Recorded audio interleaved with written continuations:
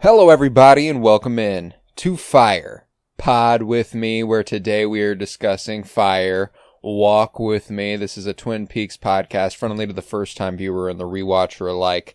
If you have never seen the show and you're jumping in here, I wouldn't advise it, but it would probably make for an extremely interesting and devastating experience.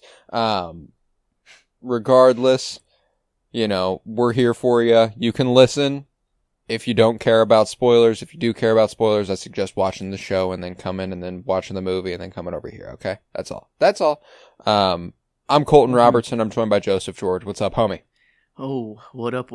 It's always a pleasure to be here, homie. Oh, and it's always a pleasure to have you. Like I said, today we are talking Twin Peaks Fire Walk with Me. It was originally released at Cannes. It premiered at Cannes May 16th, 1992. Released wide on August 28th, 1992. And it was written by David Lynch and Robert Engels, directed by David Lynch. How you feeling? Your first David Lynch feature film is behind you.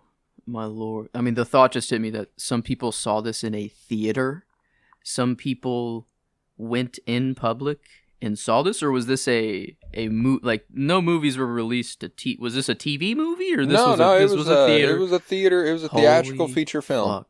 To think to sit in a theater and to witness this with a crowd would be insane. But yeah, some people certainly did go see it in the theater. It was a box office failure though. Flopped hard. Dang. Not really a surprise. I could see why the general... I wonder how many people just went to go watch the movie without watching the show first, or if, like, most people watched the show and went to go see the movie. But I mean, I feel like just being in a theater, it was nice to be alone, I think, for this one, like a little bit. And just to, I don't know, they're near the end, I would say, is just that would be wild in a public setting to go through all this. But no, I mean, yeah, first, Lynch in the books. I'm finally seeing what you've been telling me about for so long. And I feel like maybe even on a crazier level here. Like, I feel like this is more of like a passion child of his. And like, I don't know, does this stand out? Well, they're all passion children of his. He doesn't make movies because he has to. That's good. I'm loving the man more and more. When it comes to this one, I will say, you are getting Lynch's sensibilities turned up to the maximum. And maybe not to the maximum, but definitely at their most essential. Like, if you were going to watch David Lynch's movies, this is a spot you have to hit. You have to watch Twin Peaks and you have to watch Fire Walk with Me. Because not only is it his sensibilities turned up to the maximum, narratively, it is probably his most ironically understandable film. I could see Blue Velvet's pretty straightforward. Blue Velvet is not like, holy shit, what the fuck is even happening right now? Dune is not like that either, it's just, but Eraserhead, Mulholland Drive, Lost Highway, Inland Empire, I've watched once. I consider it one of my favorite movies of all time. Ooh. I have no idea what the fuck happens in that thing. That's awesome. It's so fucking good. It's so good. And it's all of a feeling, I love the way he's able to cultivate a feeling. And that's what this movie has in just abundance, is a vibe. I mean, it is harrowing and devastating and beautiful. I love the way the film looks. I love the way the film is written. I love the way it's performed. It's like, every time I've watched this movie, it's gotten better and better and better for me. And I don't anticipate that stopping anytime soon. I actually held off on a rewatch, within the last few weeks, because I knew we were building to this. I was like, I know we're right here. We will get there soon. But now that the threshold's been crossed, I will probably watch this movie again within weeks. Like, it won't be long.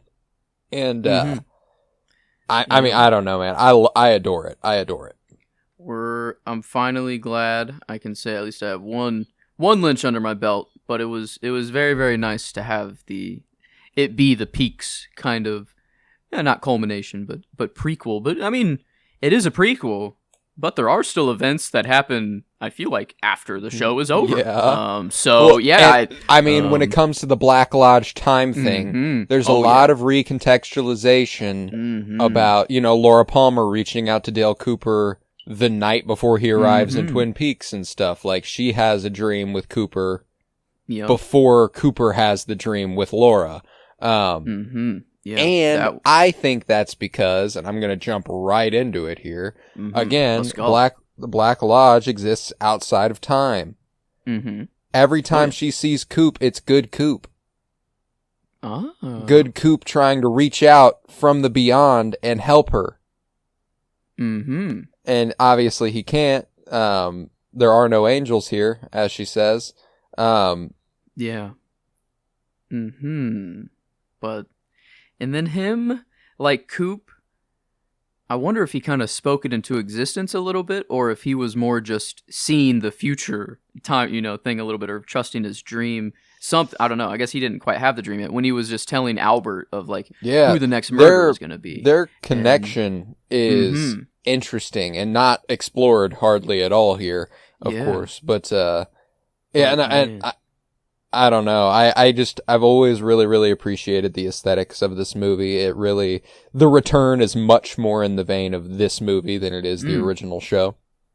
Yeah. Still had the original flair to it, I could see it sometimes, but I like, it was a nice, I don't know, it didn't feel like a TV show, I guess. It did feel a little more cinematic, and things were definitely thought of more cinematically as well, I think. We're starting zoomed into TV static coming out, kaboom, blowing up. Smashing a television, There's always, I don't know, shot, the camera movements, and it was, I feel like, a lot more particular this go around. So it was, and for a lot of, just metaphorical reason, I feel like a lot of the shots were, I don't know, there's, of course, this, scene with this red lady dancing or whatever, and you can take out so many details from every little thing, and then it just got my brain to be like, how many times has there been something like that, or whatever, that you could take out so much more meaning, but you just thought it was this weird, stupid dance or whatever, and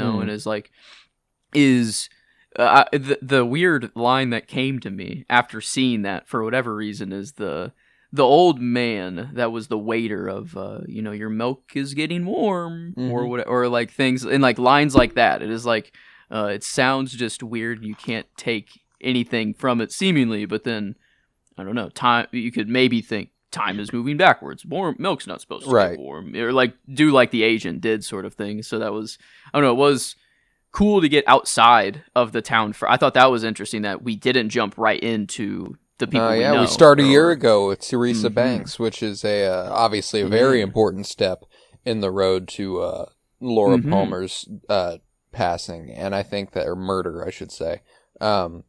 The Blue Rose case. Yes. Yeah. Can't talk about that one. So I feel like it's just, we're at letter T already. The FBI knows of these murders, I feel like, and the Blue Rose is just maybe, well, the letter wasn't found, and maybe they don't, it wasn't a confirmed, this is a Bob murder, or this is seeming like Bob. But I don't know. I was wondering how to take that, really. Is does the FBI know more, or is it something else that isn't related, or but yeah, it feels like this would be, I mean, Bob's been going around looking for people that look exactly like Laura.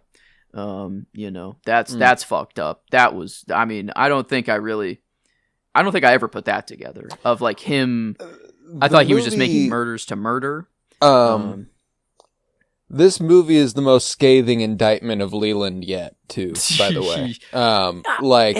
But I'm still, I get you, and I had that in my mind, But then there's many, many times where he's like, don't make me do this. Or like this, like I can't believe you're making me do, like he's like screaming to Bob. And then like there are moments where Leland comes through and like he is like, I don't know. I did not take the don't make me do this as he's about to murder Laura as being directed at Bob.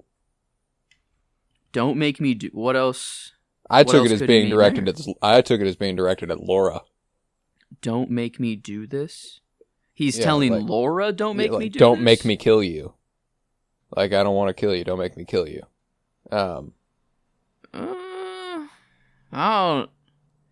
I guess he would want, like, he said, you know, I thought you knew it was me the whole time, whatever, like, sort of thing. Like, he thought that he thought that Laura was okay with him molesting her from age 12? Is that like what he means by like, I thought you knew it was me? Or is it just simply, I thought you knew I was Bob and that is it? Like not that you were okay with the molesting thing, or like, that's the part that I feel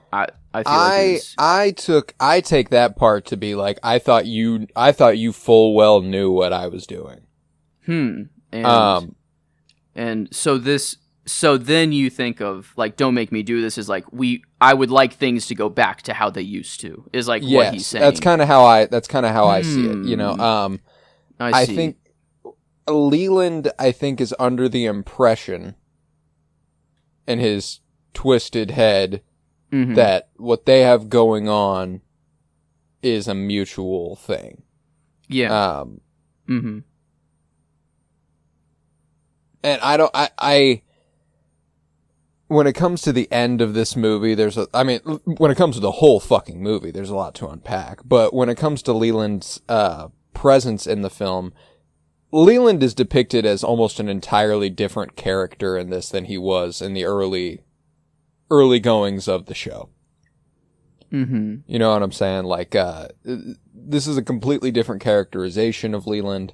It is the post-Bob reveal, though. You know, it is like we fully know Bob is in him, and now I think we're just seeing the other side of it, you know. I've watched Twin Peaks multiple times. I know he's Bob the whole time. That's fair. Yeah. And they're very careful to not even come close to showing you that side of Leland in the first season. Now, there's little stuff every once in a while where you're like, that could be taken an interesting way. Oh, that could be taken an interesting way. But I don't think that they're doing everything they can, I think, to belay that reveal as much as they can. But there's like whenever they're at the dinner table and, you know, he's like, you know, what did you wash your hands? Your hands are filthy. This is dirty. This is unclean. You know, all that good stuff. That there's not a single moment like that before the Bob reveal. True. You know, like that is a horrifying, scary moment for Laura. And I mean, it is horrifying and scary because we know he's Bob.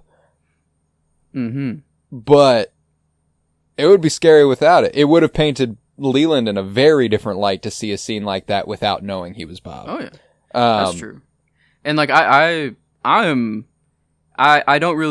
want to sound like I'm defending Leland in any way. No. I think I just don't want to fully let go of the theory that like, that there is still some good or just something in him, because like after the washing your hands or him yelling that night, he starts to cry. To her and tells her he loves he's like, her. oh my God. It's like, he's real. Like, what the fuck did I just do? Like, it's not even, that he doesn't agree with what he said. It's like, why? Like, I wouldn't have said that, you know? Yeah, like, why did I say that? Yeah. So like it feels like there's this constant tension the whole time, but that could be Bob's whole game, is making, I don't know, is like making it feel that it is this tension. But then they very explicitly showed that Leland walked into the room with Laura and Donna, and then he went to the, you know, saw them sexually or whatever, and like had that blip in his mind. And I feel like they're showing that like, that's pretty clear that that's like I don't know. That's more of a Leland thought. It felt like it is Leland because he immediately tried to Leland's cover with it up. Teresa and is like, you look just like my Laura. Yeah. Like that's Leland saying that. Like that's not Bob. I see. That's yeah. You look just like my Laura. Yeah, that's a rough one. It's all a rough one. Don't get me wrong, but that's why I find Bob to be much more interesting as a parasite. Yeah. Prior to what happens to Coop at the end of season 2, I take Bob to be more of a parasite than a possessor. I agree. I think I agree with you there. Of like the Coop event, that was different. Something different happened there. I think maybe he tried to do the same thing with Laura, maybe in some degree, or like he wanted Laura, and that could just be a creepy sexual thing, and like I want you forever. I want you. Like maybe it's not even to possess; it's just to have her in the Black Lodge forever, or like just to damn her forever, so that maybe this does bring Coop, or like maybe that I don't know. He can sense that they're connected, or that Coop is on the way, and that is the ultimate goal for all of it. But again, through this movie kind of showed me even more that Bob doesn't really have a plan, like or like a master thing. Absolutely, and that's one of the most interesting things about Bob as a villain and the Black Lodge at large. Him taking Cooper. It's not because Cooper puts him in a position where he'll be able to wield more power or anything like that. It's just because he wanted to take Cooper. It's not show of force a little bit of like I can corrupt your absolute best of the best thing. Like who would that be to though? Like he'd be bragging to Cooper who he's possessed. Like that's why I'm like I think I find and I don't know, the whole town it's then the whole town trusts Cooper. Like everyone trusts that man, and so that's why it feels like it's way more of a dangerous situation for Bob to be in Cooper than it is Leland, because I don't know, people they don't have the same trust for Leland as Coop, I feel like. And now if evil Coop plays his cards right, I mean it could be pretty damn bad. And so I feel like there is this different layer of the better of a person you take over, the more Bob gets out of it too. The more he's turning Coop, and the more I don't know, the more corruption that needs to take place. And but yeah, I don't know. This was every time he popped up on screen, he is just kind of going off his instincts, or just kind of I don't know. The thought is there. Leland has that thought, and then he tries to suppress it. He's like, blah, blah, blah, or try to go to something else, whatever. But I feel like Bob would be still there in the background somehow, just kind of being that's your thought, not even making, I don't know, forcing the thought in his head still, just saying just a reminder of how that was him or something. Right. But yeah, the Coop is, I don't the evil Coop, and I mean we do see there's an evil version of everyone in there.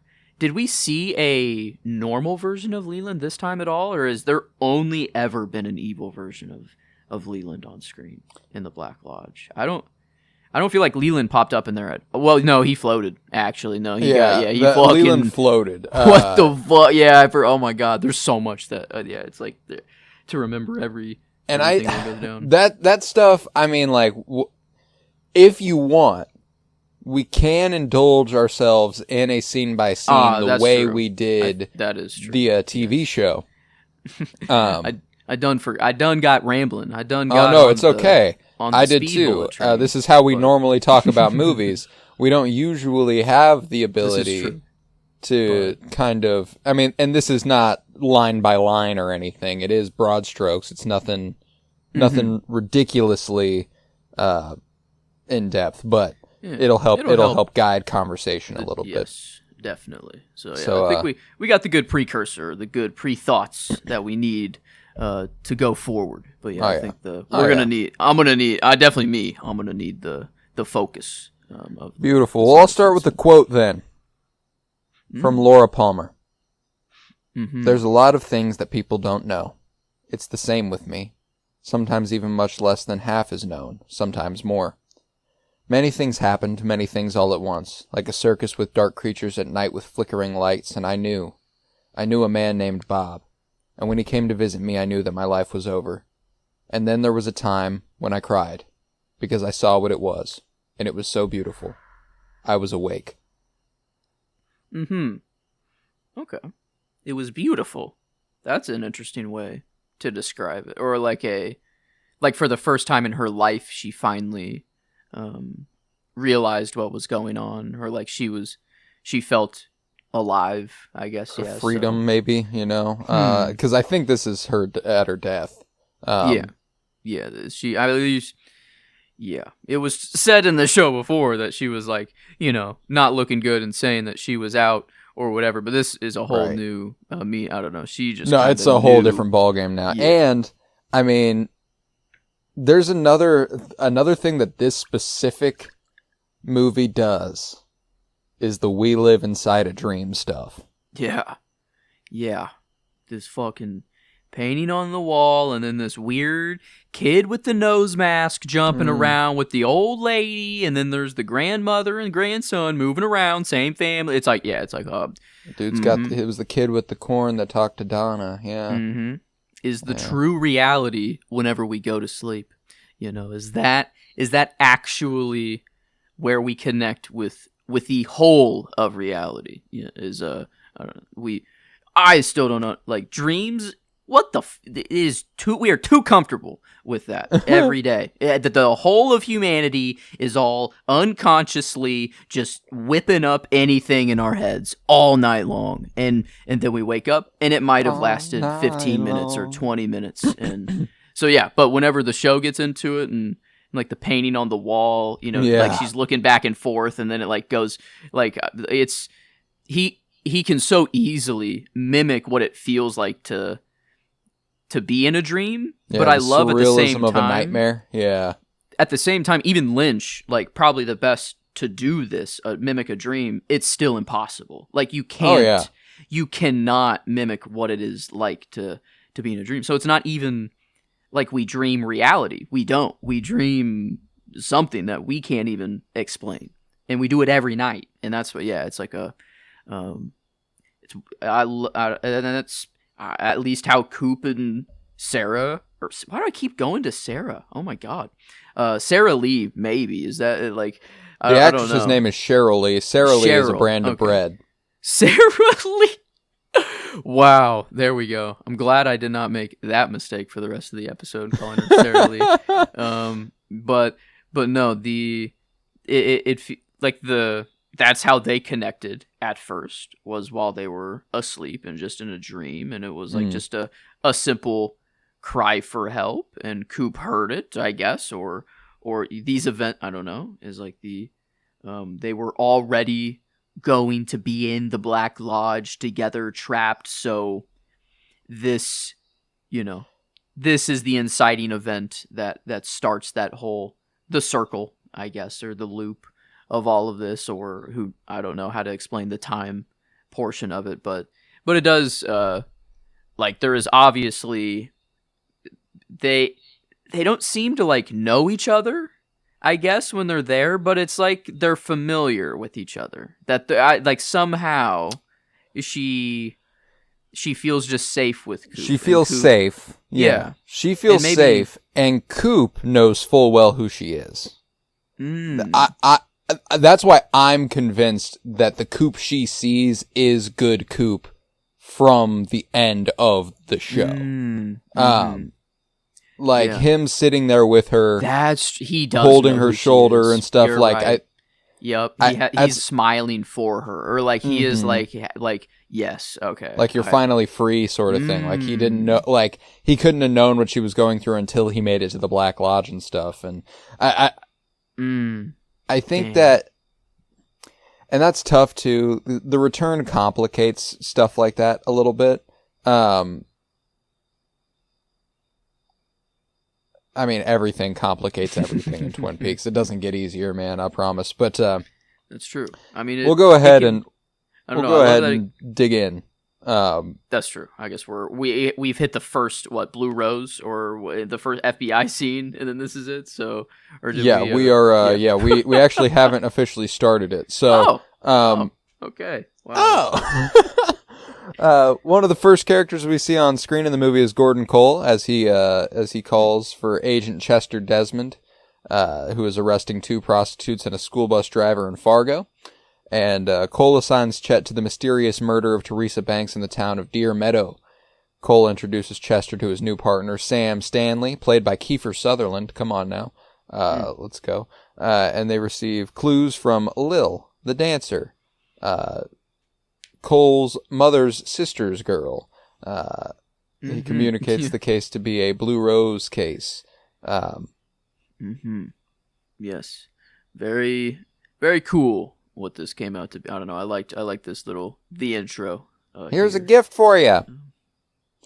And again, you're immediately met with this surreal, Lynchian. Shit. The camera cuts over, and it's just a woman in vibrantly red dress dancing, and you're like, "Oh, okay, like, let's cook, And then it turns out to just be like an actual normal human thing. Yeah, and then it's like, oh, okay, wow. I mean, yeah, I thought she was someone in the Black Lodge already. Like my brain was already just going wild. But one thing that's been troubling me, the Blue Rose. You're going back for the Blue Rose. Yeah. This fucking trailer park, man. I won't lie to you. This isn't the last time we visit this trailer park either. Yeah, the grandson, the mention of, I don't know, the grandson and grandmother living there. And yeah, it felt,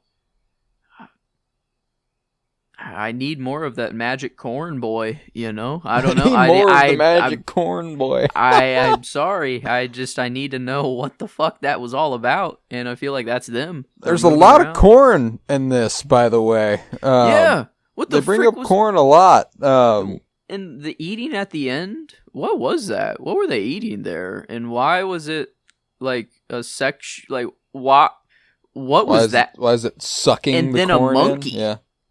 Yeah, the capuchin. Yeah. Lynch really likes the visual of a capuchin monkey. I don't know why. Yeah. I think it's because they look a little freaky. You'll see a capuchin monkey in this. He did What Did Jack Do on Netflix? It's a short film from like 2017, 2016, around that time, where Lynch acts across from a capuchin monkey that he is also voicing.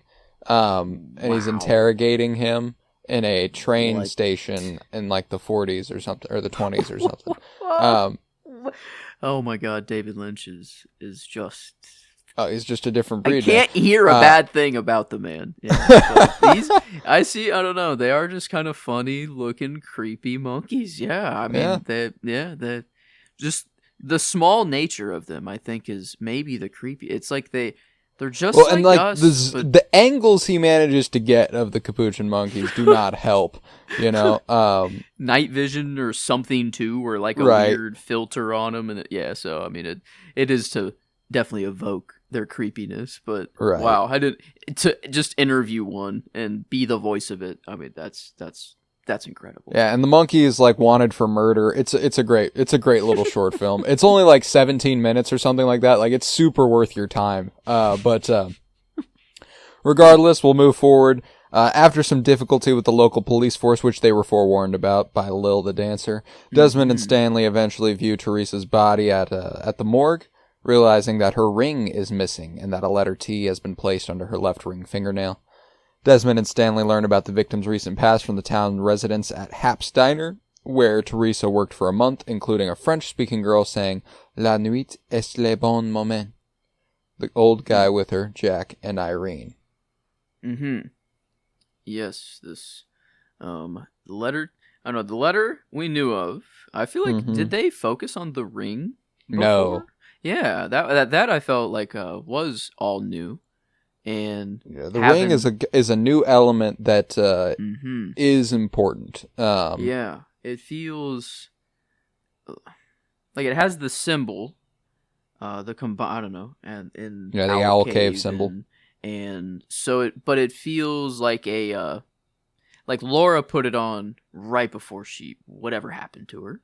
And I feel like it feels like a protection thing, if anything. Like it felt like a protection thing when Laura put it on, but leading up to that point, it doesn't really. I see. Yeah, it is just Coop something tells that's her missing, and then Mike just has it. I feel like there might be a thing where it binds your soul to the Black Lodge if you die while wearing it. Like Coop being like, "Don't put this ring on." Yeah, that's is true. Specifically why I'm like, it's probably not a good thing. Don't take the ring. Don't take the ring, Laura. And maybe that's because he doesn't have all the information. Maybe it is just, I know that if you put the ring on, you die, sort of thing. Like, but he doesn't understand why. Maybe, I don't know. There's a lot to go on here. 'Cause Mike green like the Formica tabletop. Yeah, what the frick was that? And he's feeling it? Is that like the same thing in Andor, the table that you feel and you can like braille a little bit and read? No, or just he was just feeling it just because? He was just feeling it. Okay. It's one of those absurd, weird things that doesn't mean whatever they're saying. Yes. But yeah, I mean the ring, yeah, that was because it was on Teresa.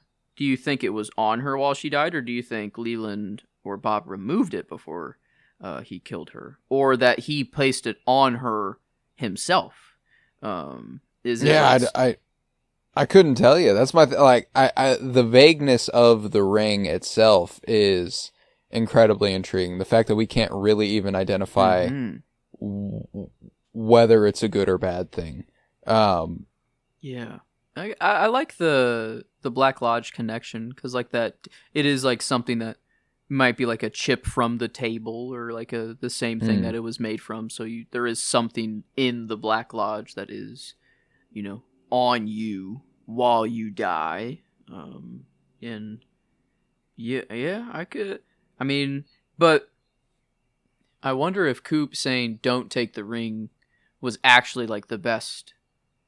Like, if Laura died without that ring on, does she just die, and nothing is in the Black Lodge, and she doesn't continue on at all? Does she just die a normal mortal death? But does this ring because like the angels disappear from her at that point. And like I feel like it was a weird way of kind of being like she's I don't know, no longer existing beyond.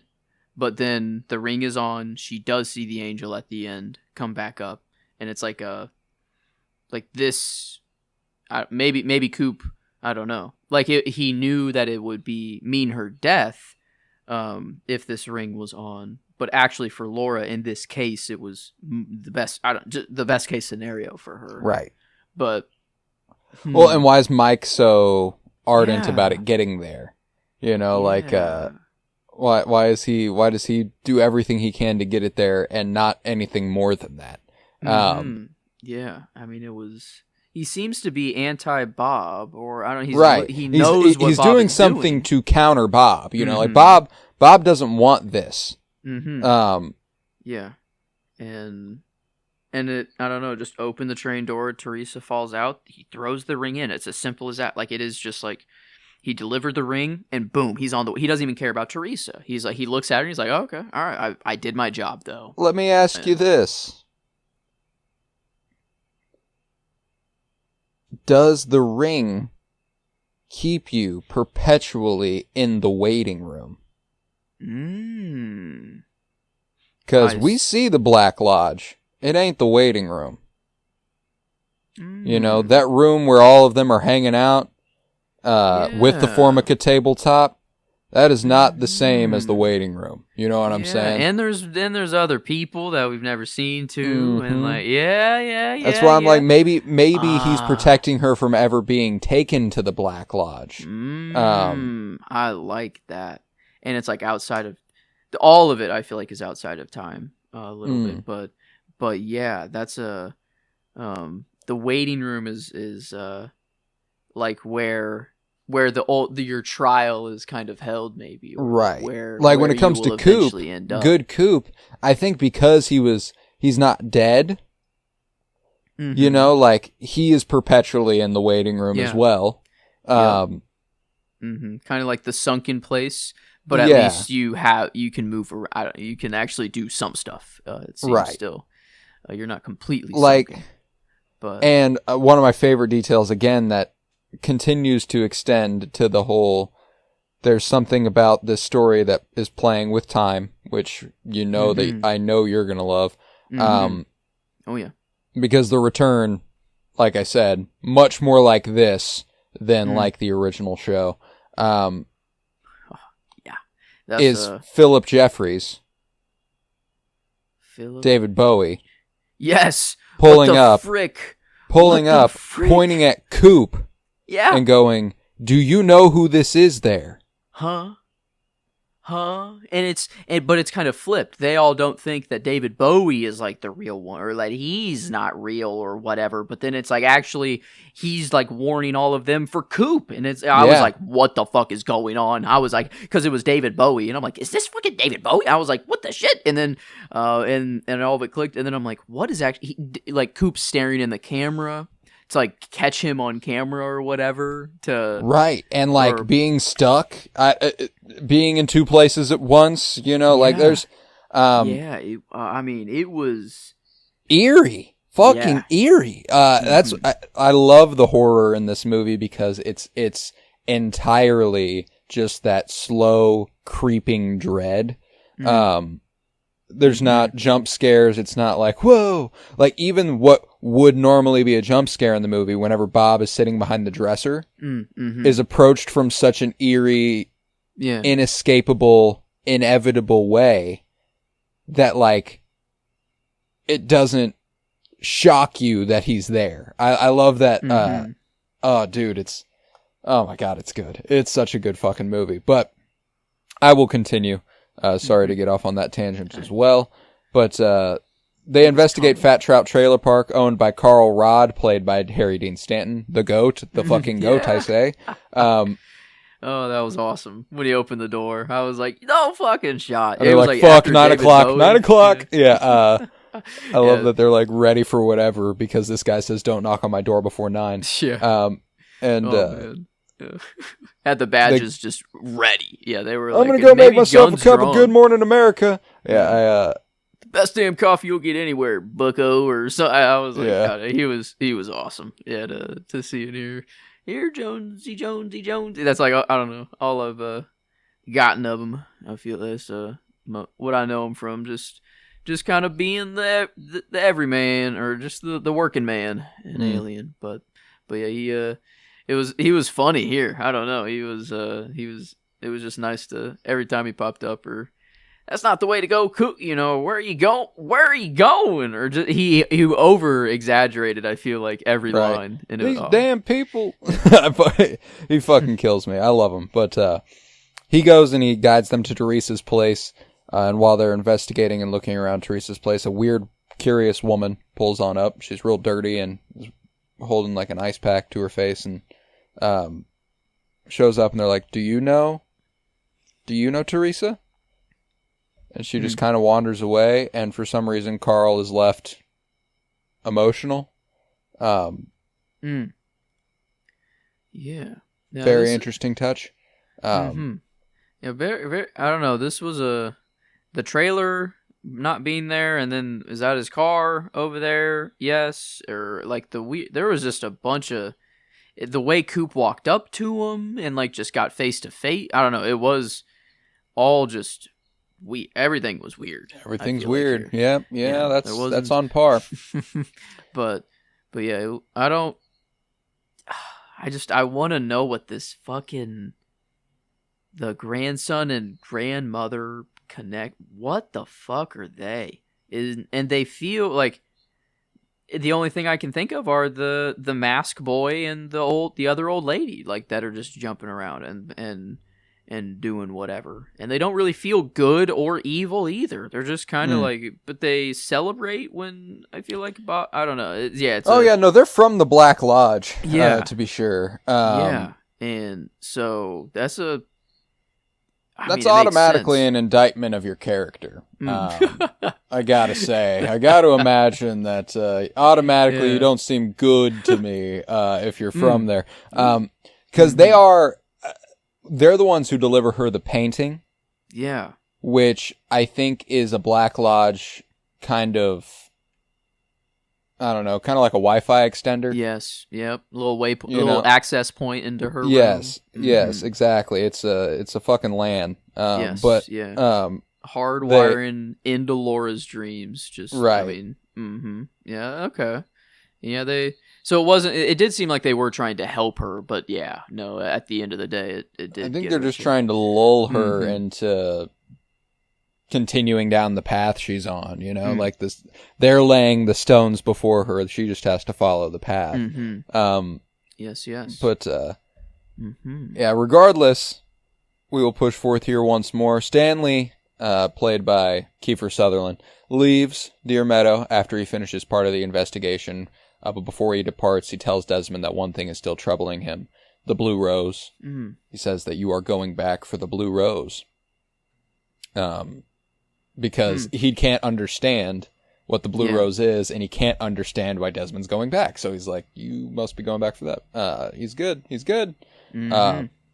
But, yes. Cool, the propaganda, I mean, man, they're making agents look pretty cool, I guess, here. Always. And, hey, at least the sheriff and deputy are pieces of shit, Like, for every good one, there's a bad one in this, and that's nice. That's fair. Yeah, the, fresh pot of coffee made fresh 2 days ago. Yeah, just the fuck. Oh my god. We got a telephone here. It's got a little ring in it. Oh my god. Yeah, this fucking. Yeah, the way that they are so fucking satisfied with themselves fucking kills me, dude. The receptionist, like, there, Lucy, fucking laughing at everything is so funny to me, dude. That's like, for as dark a movie as it is, there are still moments like these where, like, it's like kind of funny. It's not as funny as Twin Peaks could have been or could be at points. But it's still good, man. But regardless, when Desmond does go back for the Blue Rose, he finds a trailer, and this shot of their trailer is, for some reason, one of my favorite shots in the movie. I don't know what it is about it. It looks like a painting to me. The light pouring out from inside of the trailer, and it's dusk on the outside, and then him walking up to the window and being kind of illuminated by it. I don't know. I love it. But regardless, underneath the trailer, he finds the ring, and when he reaches for it, the screen freezes. Oh. And Agent Desmond is never seen again. That's right. Oh my! I was mixing up the not the agents being out there. I was thinking of the scene where Coop was out there with good old what's his name in here, Carl. Yeah, I wasn't thinking of the agents out there, but yeah, I forgot that he was the one to pick up the ring first, and yeah, but then the next time we see it, it's just with Mike, and Mike delivers it on the train. There's no middle gap in between, or Yep, there's a very long period of unaccountability here for the ring. Yeah, that's a very, man. Yeah, I don't. As to what the ring actually does and to why it must, like, I don't know, or the path it's taken is very weird. It's like that's why I'm like, it can't be that good of a thing. Yeah, Agent Desmond disappears permanently when he touches it. He's gone. He's just in the Black Lodge. He is erased from existence. That's why I'm like, but it obviously doesn't have that effect on everybody because Teresa was just wearing the fucking thing. Mm-hmm. And Mike had it in his hand. I don't know. Mike's not quite human, but I guess Yeah. Rules don't apply to Mike. But that's why I'm like, I'm curious if there's any hard and fast rules for anybody, like, or for anything particularly with the Black Lodge, or if it's just like the Black Lodge has its own whims, and depending on who you are, different things apply, sort of vibe. But, yeah, okay. I don't know. Trying to logic our way in and out of the Black Lodge is going to lead us to a brick fucking wall. Black logic don't work. No Black logic. That's hard. That's hard. Yeah. I like that. Just doesn't quite work. In there, it's the more you try to think, I think the more it actually hurts. It is a taxing movie to watch. That's for sure. Rock. But meanwhile, on February 6th, at the same moment at the FBI headquarters in Philadelphia, Agent Coop approaches, it's February 16th, sorry.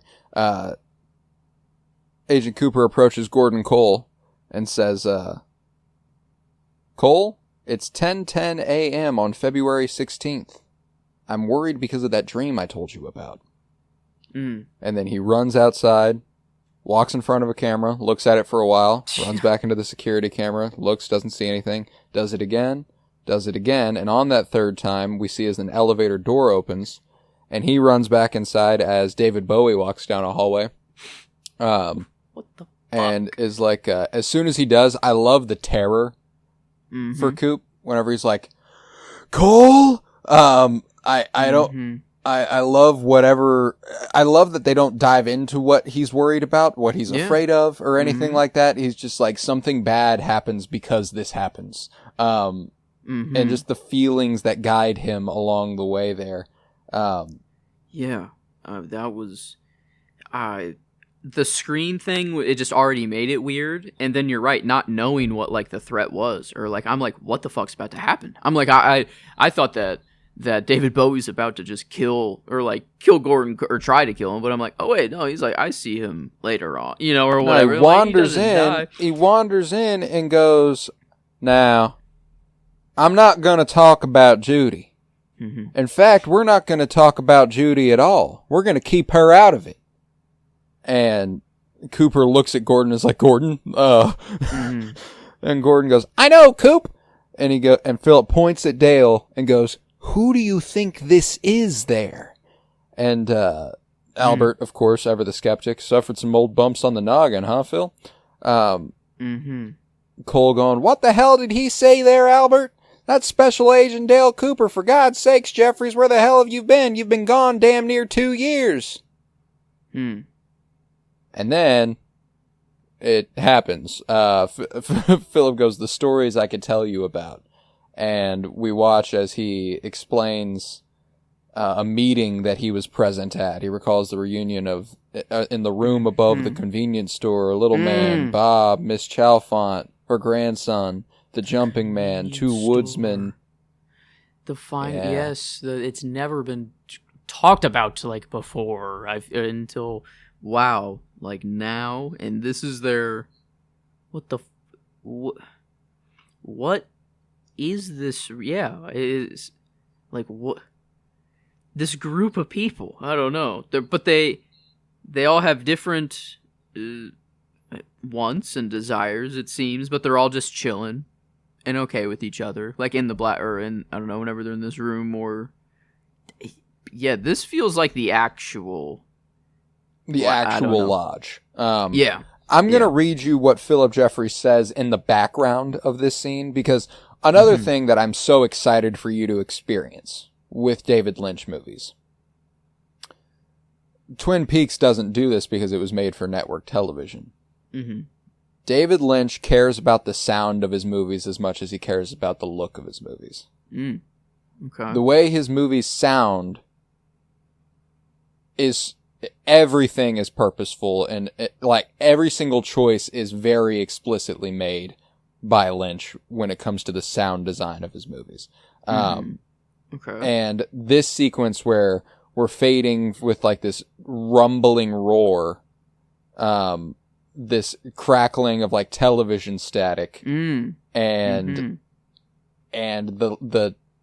the Formica tabletop and all the reverse speak, and then in the background you can hear Philip Jeffries going, "It was a dream. We live inside a dream. Helga, baby, damn, I know I found something in Seattle at Judy's, then there they were. They sat quietly for hours. I followed. The ring. And then he disappears. Gone. See ya. I guess kind of like the other agent that touched the ring, but he just thought of the ring, and I don't know if that's the same thing, or if he was even there in the first place, or what, he's been gone for 2 years. Is that like he was in the waiting room for 2 years? It didn't seem like 2 years to him, or it seemed longer. Well, he says he was at the meeting. Oh. Yeah, he says, I was there. I saw it.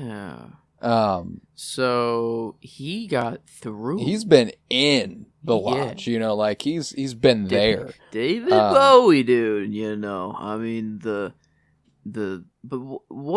why the 3 times Coop goes out on the fucking camp? What was that, What was that? Like, what?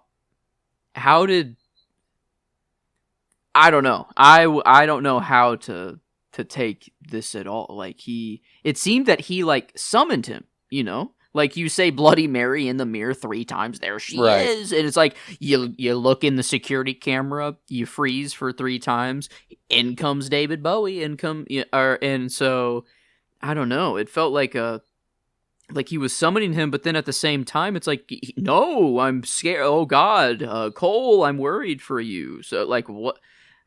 It's like I don't know. I have zero clue how to read it. I mean, David Bowie, he was Nikola Tesla obsessed with 369. So maybe that is truly how to make the man appear.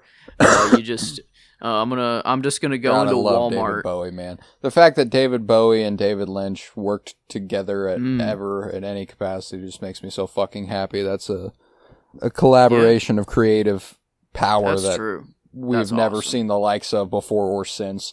But this is one of the sad ones as far as plans for the return.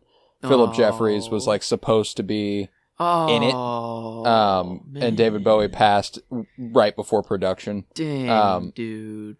And when it comes to the return, there's a bizarre amount of that.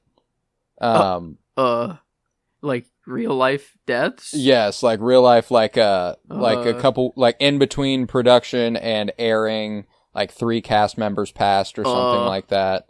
I mean, they were old. Fair. Okay. Is it just natural causes? No.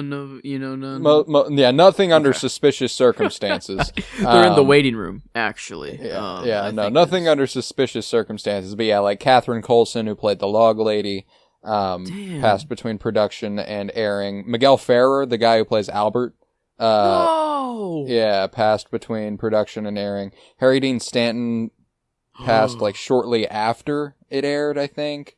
Man. And he's in that too. Damn. But there's a lot. There's a shockingly and like just a sad amount of like one of the things that I listen to that I love is the David Lynch memoir Room to Dream. Absolutely adore that. And one of the most devastating things about the book is how casually he remembers people. After they've died. And it's just one of those things where I'm like, getting older is so horrifying for that reason, dude. Yeah. Like he's just looking back on all these different productions he worked on, and he's like, and there are so many times throughout the book where he'll tell this story, about this person who like they drove together to this one place and they had this time and they did this and it was great.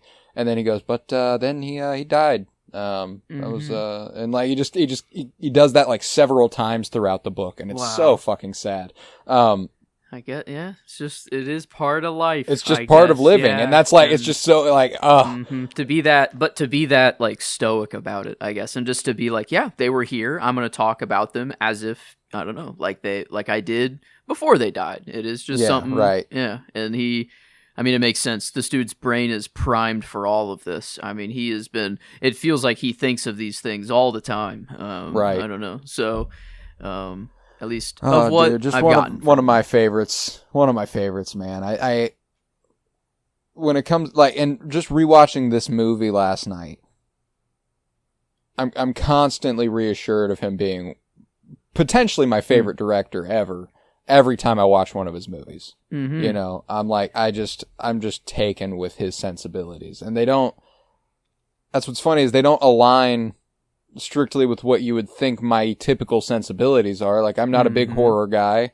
I'm not big on darkness. I like, you know, loving stories. I like, you know, tales of triumph. There's not a lot of that for David Lynch. It's evil does persist a lot. But I don't know what it is. There's still such a weird hopefulness in his work and a weird optimism that I can't, it's hard to put your finger on, and it just always works for me, man. He's too good. But nevertheless, Special Agent Dale Cooper is sent to Deer Meadow to investigate Desmond's disappearance in the park, and a resident asks Carl about her hot water while Cooper sees the words, "Let's rock" on the windshield of Desmond's car, which, of course, we have heard the man from another place, or as we come to know him in this, the Arm. The Arm. That was cool. That was sick as fuck. That's a big reveal as far as, like, actually understanding who the fuck he is. Yeah. Just being like, he actually grew from fucking Mike's arm. Isn't that cool? An offspring, bro. Chopped off. And then they reconnect like the fucking Power Ranger Mecha Zilla and they speak. It was awesome. Let's rock. The clues to Teresa Banks's murder have led to a dead end. Cooper looks out onto the water where her body was dumped, and he says he's filled with the overwhelming certainty that the killer will strike again, given the fact that he did leave a clue like that. But as the song goes, what's that? I'm an idiot. Wait, so the agent he touched the ring, he disappeared, but he found it underneath the trailer. Right? Right. So the whole trailer disappeared with him. It wasn't just him that disappeared. It was, boom, from that moment, kapoof. Probably, yeah. So, yeah, I feel like that's how, I guess the grandson and grandmother weren't in a trailer. They were just in a normal house, I guess, and the other way. But maybe that's just how they get from town to town. It is like, once someone touches it, I guess, sorry to that agent, you know, he kind of got sacrificed in the middle of it all, but I feel like it's just going to go to wherever it needs to go next, and that's how Mike has it, or, somehow, I don't know that, but I didn't think of the trailer disappearing at the same time with him, but it feels like, that would be logical. I hate to bring it up, right. But that's sound. Regardless, Cooper looks out over the water and says that he's sure the killer will strike again, but as the song goes, who knows where or when. Doom, doom, doom, doom, doom, doom, doom, doom. The fucking needle drop there might be my favorite needle drop in any movie ever. Whenever the Twin Peaks theme kicks in, and we see Laura Palmer alive, walking down the road there. 7 days before her murder, Laura Palmer goes to school with Donna Hayward, played by Moira Kelly, who, gotta give her some fucking credit. I love Moira Kelly. Hey. She does incredible as Donna, and to win you over after hours of watching Laura Flynn Boyle as Donna is really, really impressive. I love Laura Flynn Boyle. And maybe it's just that Donna has the most interesting substance to her story. In this, like, this is the most interesting part of Donna's story, like, for sure. Maybe that's why Moira Kelly impresses me so much. Yeah. But goddamn, she fucking kills it. I love her. And she's also, I actually knew her from One Tree Hill when I was younger. Oh, wow. She's Chad Michael Murray's mom in that.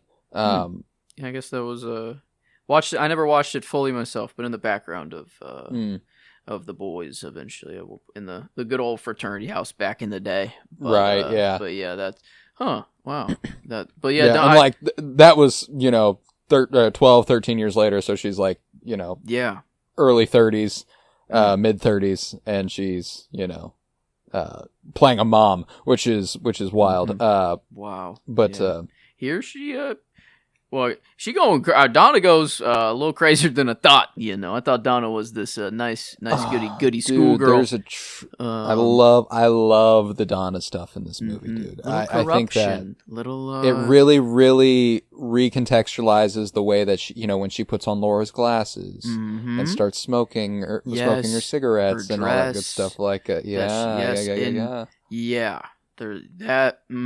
Donna, got way cooler. After this, and James, and like everyone that Laura touched, was James's storyline is all the more devastating. The moment whenever she decides to run away and he drives off, like reckoning with the fact that James must feel eternal guilt for driving off. Yep. Like she got murdered that night, and he drove away. Like and I mean, like I don't blame him. I would have too. Like it's like, what can you do? You've tried. She needs help beyond your capability. Yeah. And I'm talking like divine intervention, bro. She needs the angels. I'm not talking about like a therapist, although she could use one. One better than Dr. Jacoby anyway. That's for sure. Yeah. That's but say James stays. He just sees the coke deal go down, I guess, or he sees, what is him being there? Oh no, maybe he I don't think there's anything he could. I don't think there's anything he could have done. Yeah. I'm talking about the fact that he would just feel the guilt. He feels like he might have been like, and that's the crux of his entire storyline. He's always like, I could have done more. I could have done something. I could have done something, and like, I don't think he could have done anything, but I know he thinks he could have. Yeah, man. Yeah, that was. I mean, the movie just made everyone's storyline like devastating. Sarah's, I feel like is the word I just Sarah keep knows back to. Yeah, bro. That's so sad to see. It's super sad. Oh my god! Whenever he like feeds her the milk and she tries to pull it away, and he like holds it to her face and is like, no. Like, and what was it? Was that just milk, or was that a fucking? No, it's drugged. It's a cocktail of some sort. Fucked, but she's smoking at least 3 packs a day. I mean, we are talking. If I had a nickel for every cigarette your mother smoked, I'd be dead. But damn, that was maybe the worst one to kind of like, she's just been not complacent, but just she was forced to live through this the whole time, and it's and she never, I think she gets by on a lot of plausible deniability. Like she can cope with it by telling herself it's not true because she doesn't see it. And that's like, I can see how people still say Bob isn't real. Like, after I don't think so. Like, within the context of the show, I think he's a very, very real being, or whatever you want to call and he's him. also like, I don't think it's one or the other, like I think within the context of the show, yes, he is an entity that exists. Allegorically, he is absolutely also allegory. Allegory is not meant to be taken literally. That's why it is allegory. I'd say the argument I could make for him not existing, in air quotes, is Laura created Bob in her head in order to mask, Leland and that possibility. 100%. So her just thinking of it and it being so repeated and during a time of true trauma, it's like the worst part of like your thoughts become your reality. And like it feels, I could see that argument. I don't know, the other characters don't really make sense that are in there. if I didn't know, like that's the thing is that like Bob becomes Coop. If that doesn't happen, I would commit to that theory 150%. You know, that would be to me, the most obvious answer, that she's masking her trauma. She doesn't want to know it's her dad, so she refuses to see her dad, and she creates Bob, you know. And I would go even further with it, that Laura's mystical connection could be so powerful that she could have created Bob. You know, like Bob could exist now because she thought him up. Which again, if we live inside a dream, it's Laura's nightmare. Yeah. You know what I'm saying? Like, if that's the case, and I'm not saying it is, but like, if we live inside a dream, as Philip Jeffrey says, it's 100% Laura's dream. Yeah. And it's 100% Laura's nightmare at that. So, that's where I'm like, is Bob quote unquote real? Nothing's real if this is a nightmare. You know what I'm saying? Like, yeah. But it's like I mean, I could kind of get behind the dream kind of creating Bob in a way. And like maybe Bob is this, you know, eternal evil creature, but like through this dream, it just allowed Bob to exist much easier. Yes. And actually come into the town and whatever. But that Black Lodge portal, whatever the fuck, around the trees, that's been there. I mean, you know, that's like that Laura didn't put that there. Like that's, no, yeah. Or she didn't dream that up. I feel like, you know, I think that, and people have seen this symbol in Owl Cave for however long it's been. You know, that's an ancient cave drawing, it seems, or whatever. And yeah, so that's what, like, yeah, I'm with you. Whenever it comes to the actual literal text of the show, I think there's no doubt to me that Bob and the Black Lodge are an actual place and person and thing. And person, quote unquote, entity is what I'll call Bob. Yes. But I do think that there's a lot to account for as far as specifically the behavior of the people that Bob inhabits, specifically Leland. Like, it feels much more parasitic at this time than it does possessive. Yeah. He wants to, because like the mirror in front of Sarah's face is God damn it. The mirror in front of Laura's face is pretty damning, of like showing her that she has like Bob inside of her, or like that like, in whether it was through this. I mean, what the fuck happens when she talks to Harold? Yeah, that's true. The fucking weird like, Wyndham Earl, or just the Wyndham Earl. She goes pale and her mouth turns black, and it's like, that's, you know, that's not. She's been touched by the Black Lodge. Like that is something that's infecting her, and I don't know, you know, like that's where I'm at. I don't fucking know anything, man. I'm a clueless little dove I'm a babe in the woods. But that's the thing, is that if all you got to do is have sex with the person, you know, to get the virus, no shame, Laura, no shame. But she got around, you know, you could say. There's a lot of people in the town she touched as well. So it's like, I don't think that's the case. Okay. That's what I was. I mean, because it could just be, I don't know, maybe it is more of just the actual, if you have a literal connection with the person, not a sexual connection, just a, like Laura and James, Laura and Donna are like, they are connected to her very, you know, Donna through her clothes and these events of kind of being corrupted with her a little bit. So it's, maybe more, bigger picture, I feel like. But when it comes to, I do still think that there are some questions about who,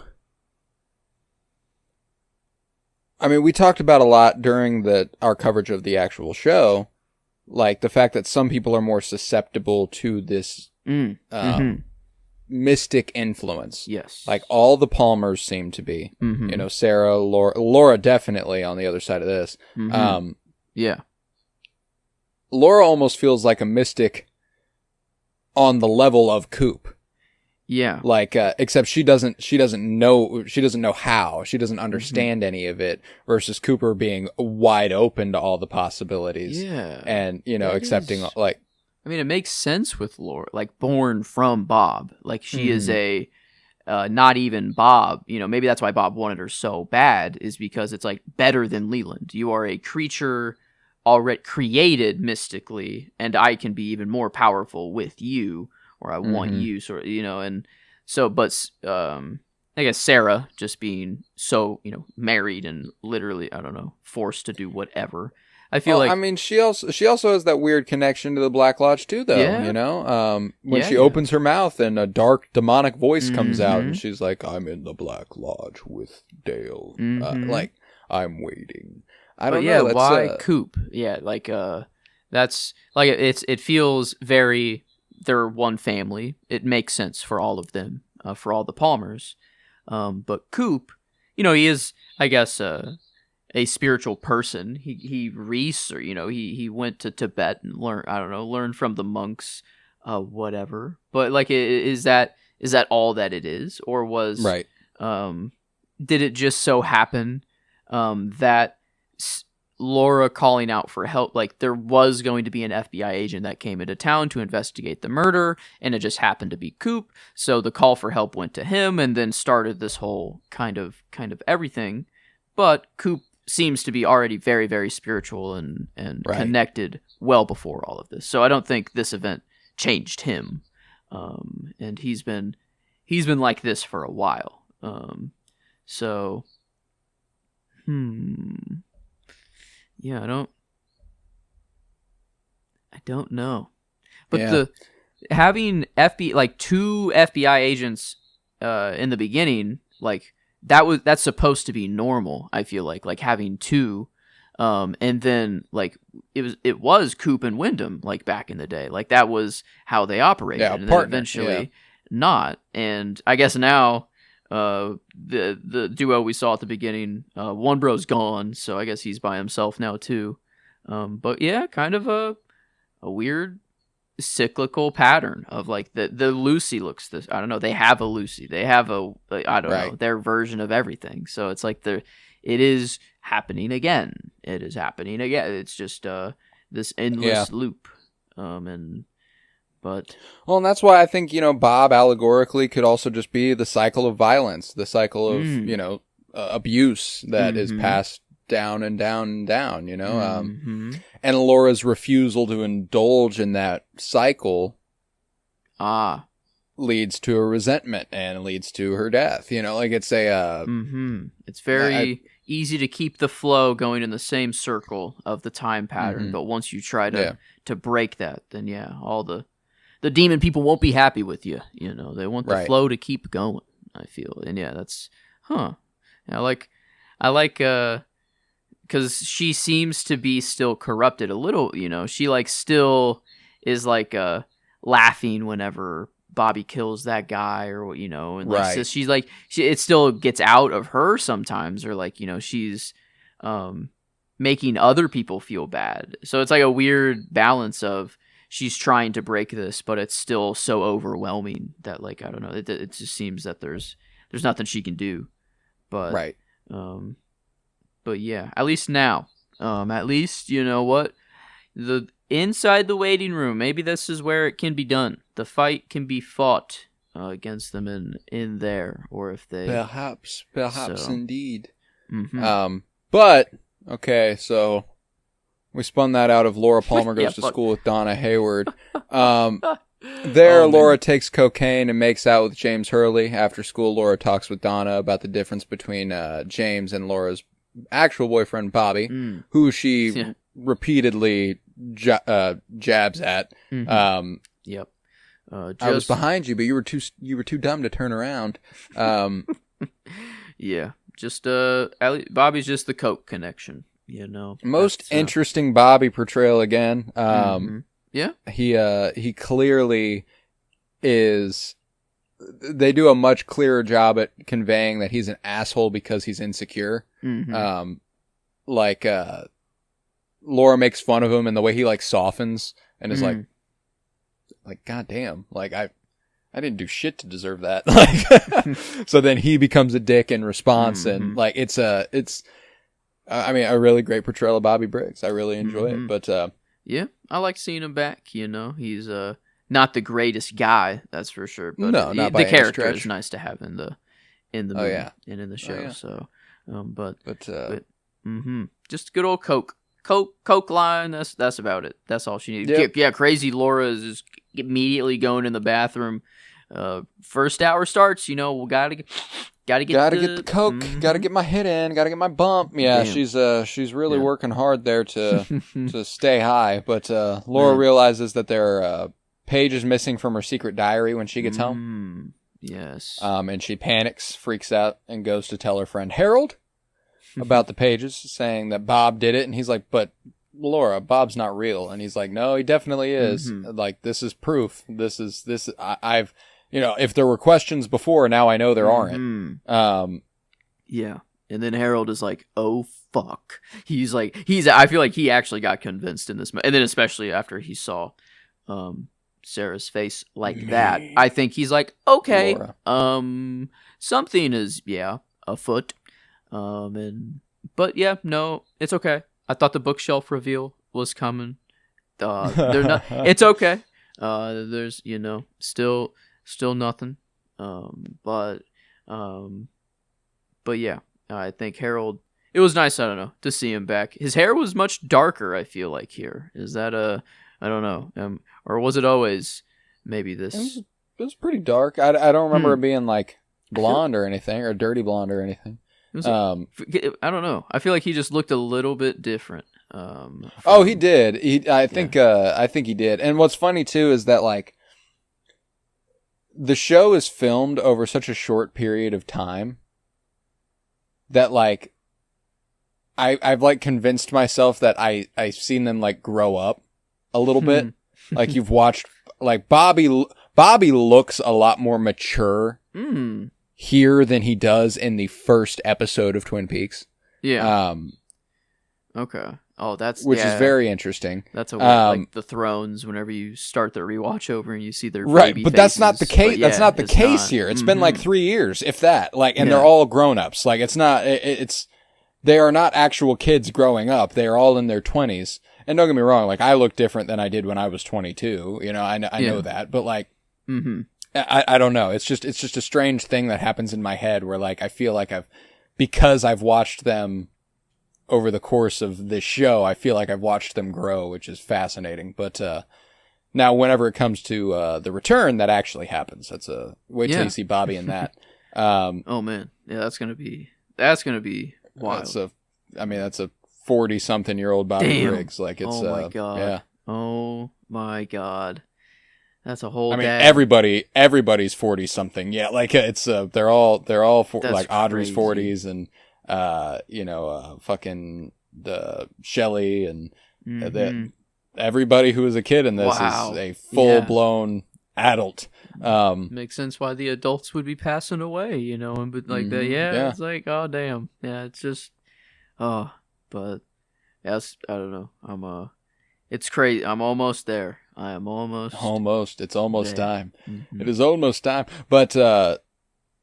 Later on, actually, she gives Harold her diary after kissing him, and turning into a demon briefly. Yep. And then when she leaves, she says she's not sure if she'll be back, or if she'll be able to come back. And she leaves, and Harold throws himself against the door, shouting Laura. Yep. Meanwhile, Agent Cooper tells fellow FBI agent Albert Rosenfield that he believes the killer will strike again.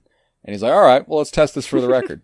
Will the next victim be a male or female? Female. What color will her hair be? Blonde. Oh. And then I love that he's like, what's she doing right now? Yeah. And he's like, she's preparing an abundance of food.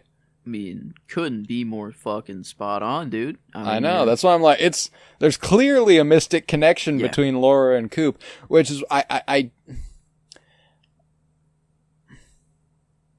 But how the now? Lodge, the waiting room, all of that stuff.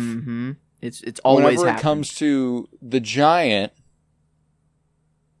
I'm even at a point now where I'm like, is the giant Coop. I know it's not, but like whenever the giant goes one and the same, does he mean them or all of them or like all of? I don't know. I've no fucking clue. But like everyone is just one. Like if we're all in this fucked up dream, we're all one big consciousness, or like right. There's like a Kendrick line, how like every individual is only a version of you, or something like that. And it's like every individual is only a version of you. How can I be? I love just hearing his lines go through my head. I could tell you where you are. Yeah, so it's like in heaven 'cause you was I feel like that's good. This could apply. I don't know. Like in the Black Lodge, maybe not. I don't know. In reality, if it is all a dream, that is one thing. But in the Black Lodge, maybe all of these characters, different people, entities we see, are actually just one and the same. But they have just like they've split themselves. I don't know. They're fucking. They wanted one guy that's really weird, sexual, creepy molester guy, and then they wanted weird mask nose boy that can jump around and deliver pain. Yeah, it's like I don't know. I don't know the wants and the whims of evil. But it feels like I want my Garbanmonsia. Yes, my pain and suffering. I want. And is that a real I've never heard that. Garmonbosia. Is that a literal translation, or was like because it was like in parentheses, pain and suffering. But yeah, I've never heard that before. It's 100% just a Twin Peaks thing. Okay. They created a word that means damn. Pain and suffering. Okay. We're and that's back whenever good old Power Ranger connection. I don't know back. Another thing is that line comes fresh. I think that Garmonbonzia is what that he is calling creamed corn. And I think that the corn is a physical manifestation of the pain and suffering. Yes, what is that? Is that what was being eaten? Like that's because I want my Garmonbonzia, and then he eats the corn. What the fuck? What the? And it's like he is the. I mean, was the arm? Did he know that the man from the other place would become a thing when he chopped his arm off? Was this a goal? Was this just a accident? Was this? But now he seems like by saying this, it almost seemed to me that he wanted to like have his arm back, or like for them to reconnect. But or like, because what is he? He wants his pain and suffering. I feel like that's just he wants to be mortal, or like because I don't know, kind of what a dark way of looking at it is. It is to be mortal. The reason we love and the reason we have good feelings is I don't know, maybe because of pain and suffering. We do it all together. But yeah, that's it felt like to me a want to leave the place, a want to, I don't know, cut ties a little bit, to return. Yes. To boom, boom, boom. But alas, while preparing for her Meals on Wheels route, Laura sees Mrs. Chalfont and her grandson. Mrs. Chalfont gives Laura a painting, and her grandson informs Laura that, quote, the man behind the mask is in Laura's room. He's under the fan now. Yep. The man behind the mask. Is this Bob? Is this? Yeah, I'm going Leland behind the mask of Bob is where my money's at. But under the fan. This, I don't know. Yes. The ceiling fan. Every time that kicks on and like she gets afraid of it, dude. Oh my god, it fucks me up. It's just so sad. Yeah, I don't even. No. Yeah, but yeah, he's already taken the diary, pages. Those have already been gone. So he's in your room right now. He's under the ceiling. I don't know. It's like he is there. But yeah, under it's bed. rough. But Laura tells Shelley, I can't do the Meals on Wheels today. I just can't. And then she runs away, and Shelley's like, okay, what the fuck, man? Damn. And then we get that shot. It's probably not my favorite shot in the movie, but I mean, it's about as good a shot as you can hope for when it comes to Bob. That shot of him just behind the dresser, fucking gorgeous. It's a great looking shot. It's scary as fuck. Bob is menacing as all hell. I love it. And I love the climb up the stairs. Like I love the voyeuristic. David Lynch loves these shots. Where you are just walking with him. And the camera turns a corner. And the camera turns a corner. And the camera turns a corner, and it goes up the stairs, and there's a door, and you have to get all the way around the door. And I love how patient he is as a filmmaker, like willing to build tension that much to the point where you're like, well, something is obviously going to happen. And when it does, like, it doesn't give me jump scares. It's one of those things where, like, my favorite type of like scare during a movie is when my entire skin gets covered in goosebumps. And that's all I feel. Yes. You know, I don't, like, my heart rate doesn't spike. I'm not terrified out of my mind. I'm just like, you can hear me gulp type shit. The pre-scare I love that better shit. than the actual scare. I love scare. that shit. Oh, yeah. And he does that. There's one moment in Mulholland Drive, whenever you get a chance to watch that, and you'll be able to identify it. It's an iconic moment from Mulholland Drive whenever that voyeuristic camera starts working and it peeks around a corner, and it's just, oh god, it's good. It's good. But yeah, Bob here. Terrifying. Love it. But as Laura rushes outside in terror, just so sad, man. Cheryl Lee is so easily the performance of the movie. That's not even, she's so easily the performance. She's so easily the character. Ray Wise does an incredible job. You know, there's no doubt about that. But we're familiar with Ray Wise as Leland. We know what he does. This was so nice to see Laura in all her glory, her devastating, bitter glory, and when she runs outside and dives next to the bush, she's like, no, it can't be. It's not him. It's not him. Oh, fuck me, dude. That shit is so sad. She sees her dad emerge from the house, and just the way she crashes out right there, just, god damn. Yeah.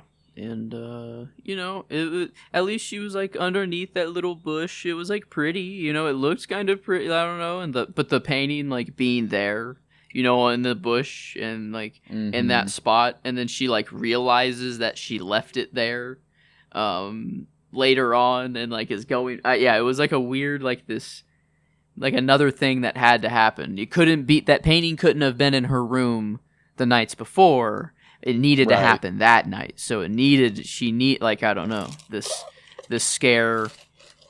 It's like, it seems like there's some grand design going on by the other people, but then at the same time, it's like, I think they just gave her the painting to put in her room. And it wasn't like that they knew it was going down at this exact night, or that these events and that's the other thing too, is that when it comes to a grand design for the Black Lodge, there's a little bit of an element of, to what end?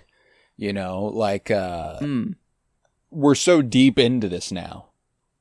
You know, like 30 episodes of television, nearly 2.5 hour movie. If the Black Lodge has a goal, what the fuck is it? That's true. Could be purely gods just messing with humans, like, you know, or it's like, just, you know, like, and do they just want that pain and suffering? Do they just want their Garmonbonzia? You know, like, is that all they're here for? And that's it. I get that. We're good.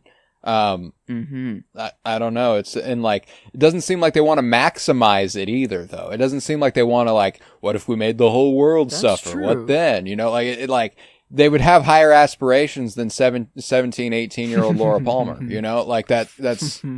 Yeah. It does feel like they could do more if they wanted, but they're right. Yeah. Almost like, I think that the pain and suffering of quote unquote, the little people, you know, like, is even more evil, you know, like, it's like, I don't know. Yeah, the Black Lodge is fucking wild to think about, but we'll keep going with the Palmer family, where they're ready to sit down and eat, and Leland menaces Laura about her dirty hands. and sees her necklace and asks if Bobby gave her it. Was it a lover? Did a lover give you that? And Sarah's like, Leland, stop. She doesn't like that. And he goes, how do you know what she likes? And you're like, oh,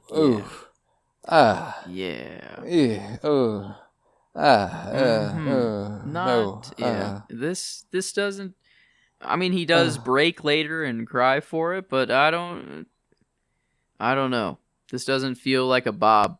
It doesn't feel like quite Bob. I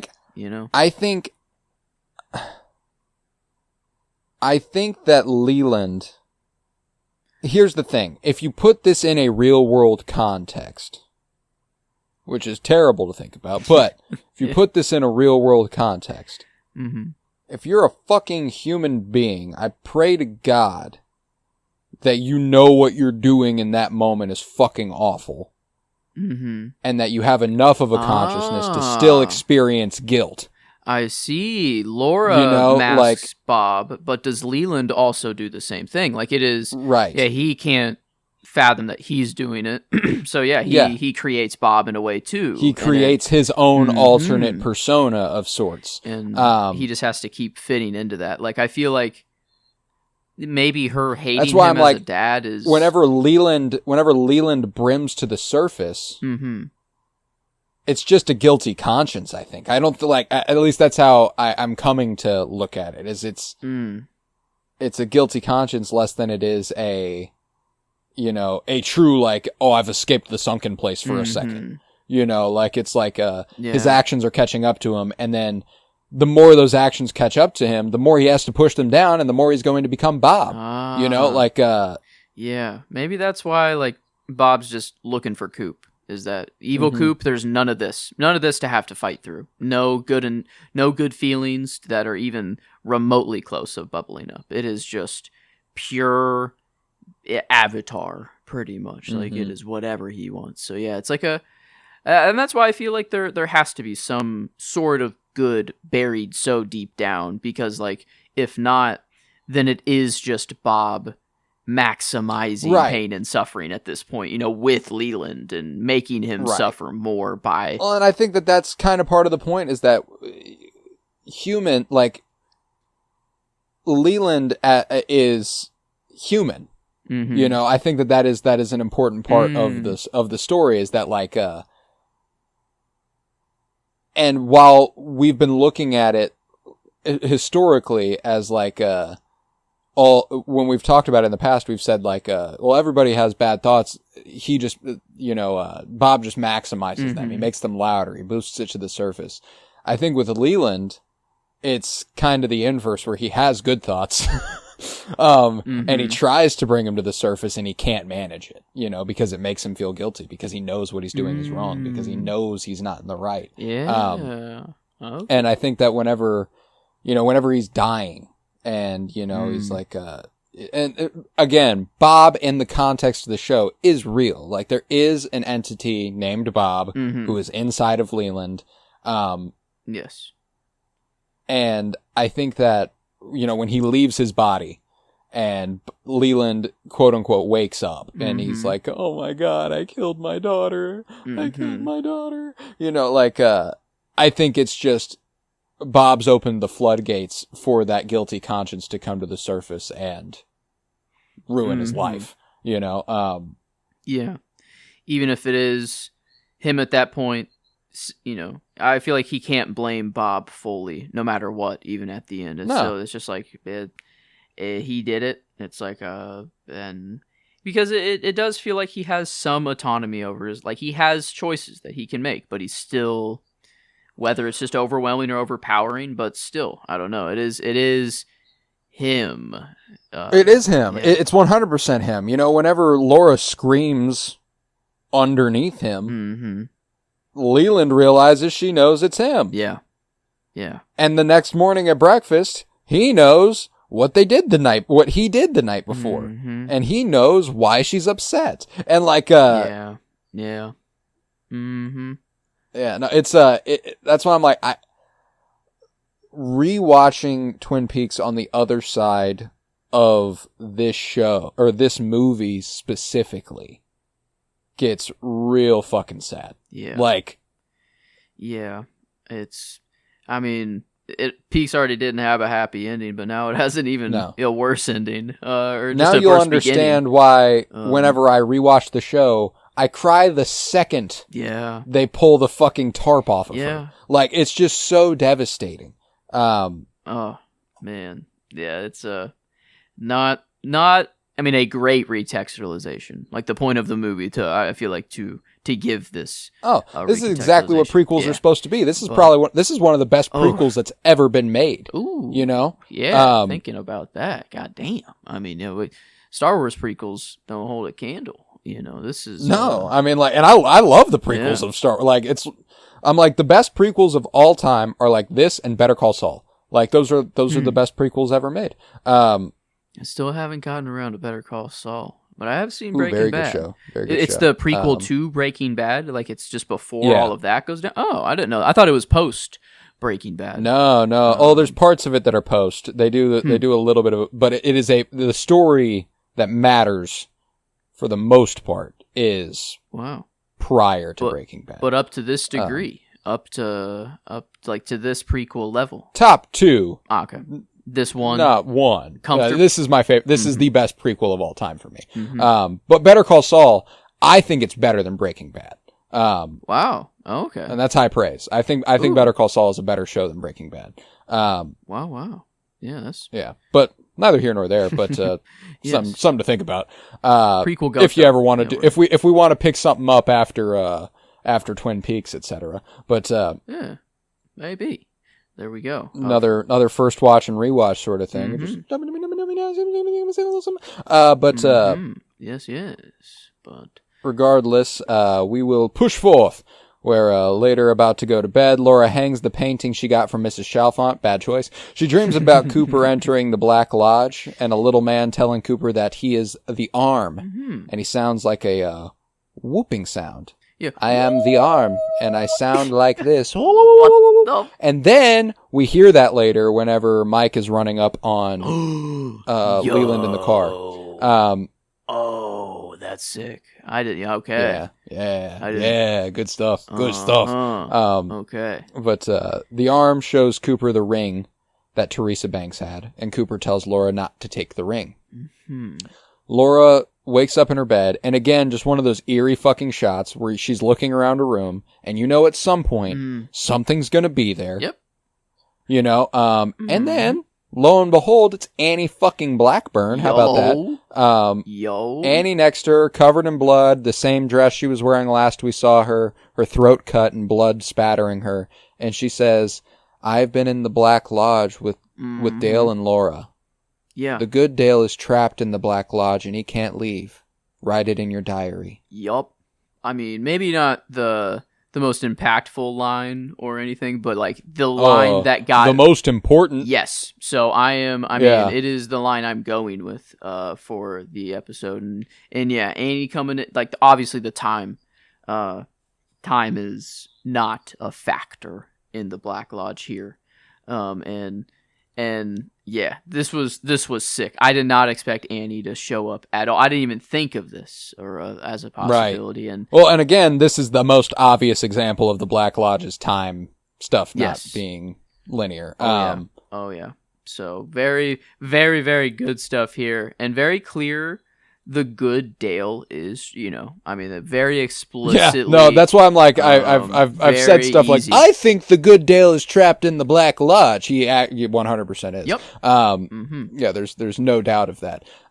So communication through dreams is, it seems to be where it all goes down, and I love the weird backwards tone this takes, where she looks over and sees Annie and is perfectly calm, but when she's gone, she screams. Yeah, not the dead bleeding. And then she opens her hand and the ring is there, and like, oh my god, like, just incredible stuff. Just tonally, the most. I almost get like emotional talking about how fucking good this movie is. Yeah. But it's all backwards, but they speak backward. It makes sense. It's all it works in every way, in every which way.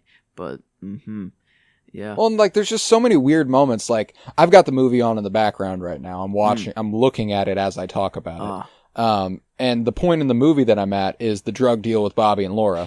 Yes. Whenever Bobby kills the guy. And whenever she's like, you killed Mike. Mm-hmm. And he's like, this isn't Mike. Mm-hmm. Is this Mike? Yeah. And you're like, wait, what? You're like, what? What? When did like, why would you think that? Like, what's going on here? What's even happening? This shouldn't have been one of the mystic moments. He killed a guy. It's like, I get it. I don't know. It's this is one of the things that seems really cut and dry, but you're still going, you killed Mike. Is this Mike? Yeah. What? Who's Mike? I don't know. It's dude, it's good. But regardless, Laura sees the ring in her hand, and she awakens in the morning, the ring gone. Meanwhile, Bobby, Leo, and Jacques Renault discuss some drug scores, and first time we've seen Jacques Renault since early season 2. Yeah. Very, very fun return there. Yeah. Right about that man just getting down and dirty. That man likes to he's and we got some confirmation as to the nature of the sexual relations the night Laura was the night Laura died. None of it was consensual, which is wonderful. Yeah. But just another checkbox. Jacques Renault permanently sucks. Always Leo sucks too. Fuck Leo. You know what? I hope those tarantulas fucking killed him. I'm glad he died in that. I'm glad he died in that fucking cabin. Yeah, he's I don't know, these two were, I mean, man, and cryptically speaking too. I mean, what the fuck was Jacques Renault saying half the time? I love when he's like, you'll meet him next to the sound of sawing wood. Yeah, like he's like, oh, Jacques, this sounds big, baby. Yeah, this and then he'd be like, no, I am the great whatever. I am not Jacques Renault. So did Jacques and Leo agree to have Bobby killed? Is this the... Yeah. I mean, is that the goal here? I mean, I don't know if it was up to or like this guy was like, holy shit, Laura, I'm killing Bobby and I'm taking Laura. Like, it could have been a simple, this guy that was out there, or... Because I don't know. He hands the why would she you approaches hand for the drugs, and then he just draws his gun. Yeah. And tries to shoot Bobby, which is why I'm like, did Jacques and Leo decide, hey, he knows too much now, let's kill him? Yeah. I feel like, but why bring the drugs? Like, why?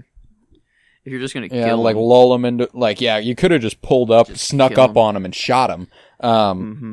And I guess, good on Bobby, to be quick. Hey, he's got quick hands, I guess. So bro's Han Solo out here. Yeah. I mean, goddamn. That last headshot, just boosh. I mean, while he was already pretty much down, but I mean, he was crawling. He's still alive. True. Might as well finish the fucking job at that point. Yeah. But oh my god, that was brutal scene. But Laura, we're not there yet. We're just talking about the drug score right now. That's true. I just happened to be watching it at the time, which is why I brought it up. And then they talk about the drug score, so it's all very confusing. We're all over the place. But regardless, Laura gets ready to go to the roadhouse when Donna pulls up to tell her that she wants to come with her. But Laura's like, "No, honey, no. I'm about to do things you shouldn't do." Yeah, you don't even know what. You ain't even know. But you ain't even know, Donna. I love the Donna stuff. It's the part of Laura still holding on. Like whenever she tells James, like, stop holding on, I'm already gone. Yep. It's moments like these where she feels like she's back, like in the genuine sense, and her. Whenever, I mean, one of the parts of the movie that fucks me up just so bad is whenever she looks over and sees Donna on the table and she goes, "No, not you, not you." Like, I love that moment. It's so good. But regardless, she gets ready. Donna says that, if she had a nickel for every cigarette her mom smoked, she'd be dead. And she ultimately follows Laura to the roadhouse. But as Laura is about to enter, we get our one and only appearance from the log lady. Yes. That's right. And again, just one of those. Once the fire's started, wildly it's affecting, hard to put out, and you can't. And the way it resonates with Laura, and the way she sits there and takes it, and is like, "Oh God, yeah, you're right." Like there's something that speaks to her that the log lady understands her and she like feels seen. Yep. And it's a really good moment. But she says, when this kind of fire starts, it is very hard to put out. The tender boughs of innocence burn first, and the wind rises, and then all goodness is in jeopardy. Oh, yeah. Yeah. The more it spreads, the more, the small embers burn, small little timber pieces burn, then the big campfire starts, and then it's roaring, and you can't done stop it. And yeah, that's the way. I feel like that's Laura's actual hold. Like, she realizes herself that she's like gone, and she's given up on kind of herself and her life, but she still can't accept like making Donna or James's life worse. Like, she still doesn't like that, and so I think that's like it's just even more brutal that it's like she's not even looking out for herself really. It's just that she doesn't want Donna to fall into the same trap, sort of thing. Right. And but yeah, I don't know. It's just more brutal every time. I don't know, every little detail that's added on. Every single little thing just makes it just worse and worse and worse. But yeah, regardless, they inside the bar, love the sound design once again. Yeah, very loud, very subtitled. Well, that's actually later, but like, inside the bar, I forgot about that. Where Julie Cruz is performing. She's also in the first episode of the show. This is her gig for the week. She's at the Roadhouse. That's right. Are we falling? Yeah, that's the one she performs in the first episode. This one makes her cry. Yeah. The woman with the voice of an angel here, talking about how, and the angels are gone, essentially. Yeah. My favorite line of the movie is whenever Laura is laying down talking to Donna, and she says that. She goes, and the angels wouldn't help you because they've all gone away. Ooh, man. Dang. Yeah, that's a pretty brutal outlook there. And it repeatedly proves itself to be true over the course of this movie. That's true. They fade away. An angel literally disappears from a painting. Well, and then an angel helps Ronette and doesn't help her. They disappear for Laura because she, is so defeated and doesn't believe that they are real. But one very, very much so helps Ronette, in which maybe she is not as far down the pitfall as Laura was. So maybe it is like on an individual basis, or Laura could, be affecting it for other people. My thing is that Laura repeatedly cries out for help. It's not like she that's why I'm like, I don't think it's that she doesn't believe that angels exist. It's that she believes that they won't help her. I see. And they don't. Well, and at the end, whenever she's I'll save the end. I'll save the end because that's like goddamn one of the best images ever put on fucking film there. But regardless, she cries as she listens to the performance. Donna watches from across the bar, and Jock introduces Laura to two men, Buck and Tommy, and as the group is about to leave for the power and the glory at the Canadian border to party, Donna shows up and wants to come too. And, Laura eggs her on, challenges her, she rises to the occasion, they kiss, and they all head out. They're like, all right, fair enough, Donna, come with us. You want to know what it's about? Let me show you. And within the power and the glory, Laura allows Donna's drink to be spiked. Yeah. It's like, that's why I feel like it's kind of, they're disappearing on her. Like, she is actively doing things that are hurting other people and being okay with it. And it's like Donna is clearly just looking up to like her best friend and being like, oh, you look really cool. This is what my best friend does. I want to try, this is not the route Donna wants to go down or is ever experienced. I don't know, of what we know of Donna. I feel like this is just... When it comes to what Donna's motivations are here, I think it starts from a place of vanity a little bit, kind of like, you know, but I do think there's a little bit of she can tell her friend's going through something and she wants to help her. And the only way she can is if she's present. Yeah, because she is just kind of like following her, looking at her, surprised at what she's doing. But then, I don't know, the going into the back room, I feel like is quite the jump.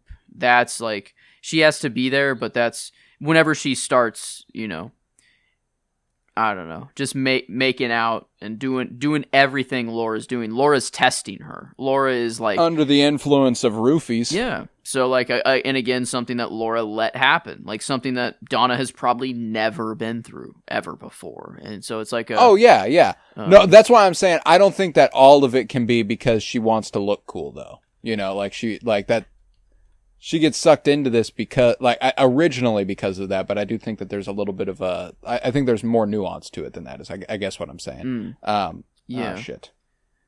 I guess she would probably have, like, she has her own desires, and I don't want to make her seem that she isn't, like, having a good time here, because it seems that she is, but just under a lot of different influences that she's never been under, and it feels that it is kind of like a competition with Laura a little bit. Oh yeah, absolutely. And she's kind of egging it on, but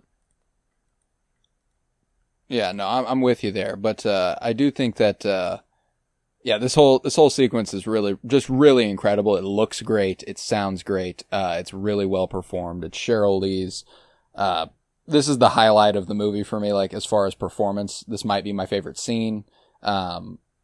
Just everything that happens here with Laura and Ronette, and then Laura seeing Donna across the bar, and, you know, the way she reacts, and before that at the Roadhouse when she's smoking and crying and all that, like, it's just devastating stuff. But yeah, Donna's drink gets spiked. Laura discusses Teresa Banks' murder with Ronette Pulaski.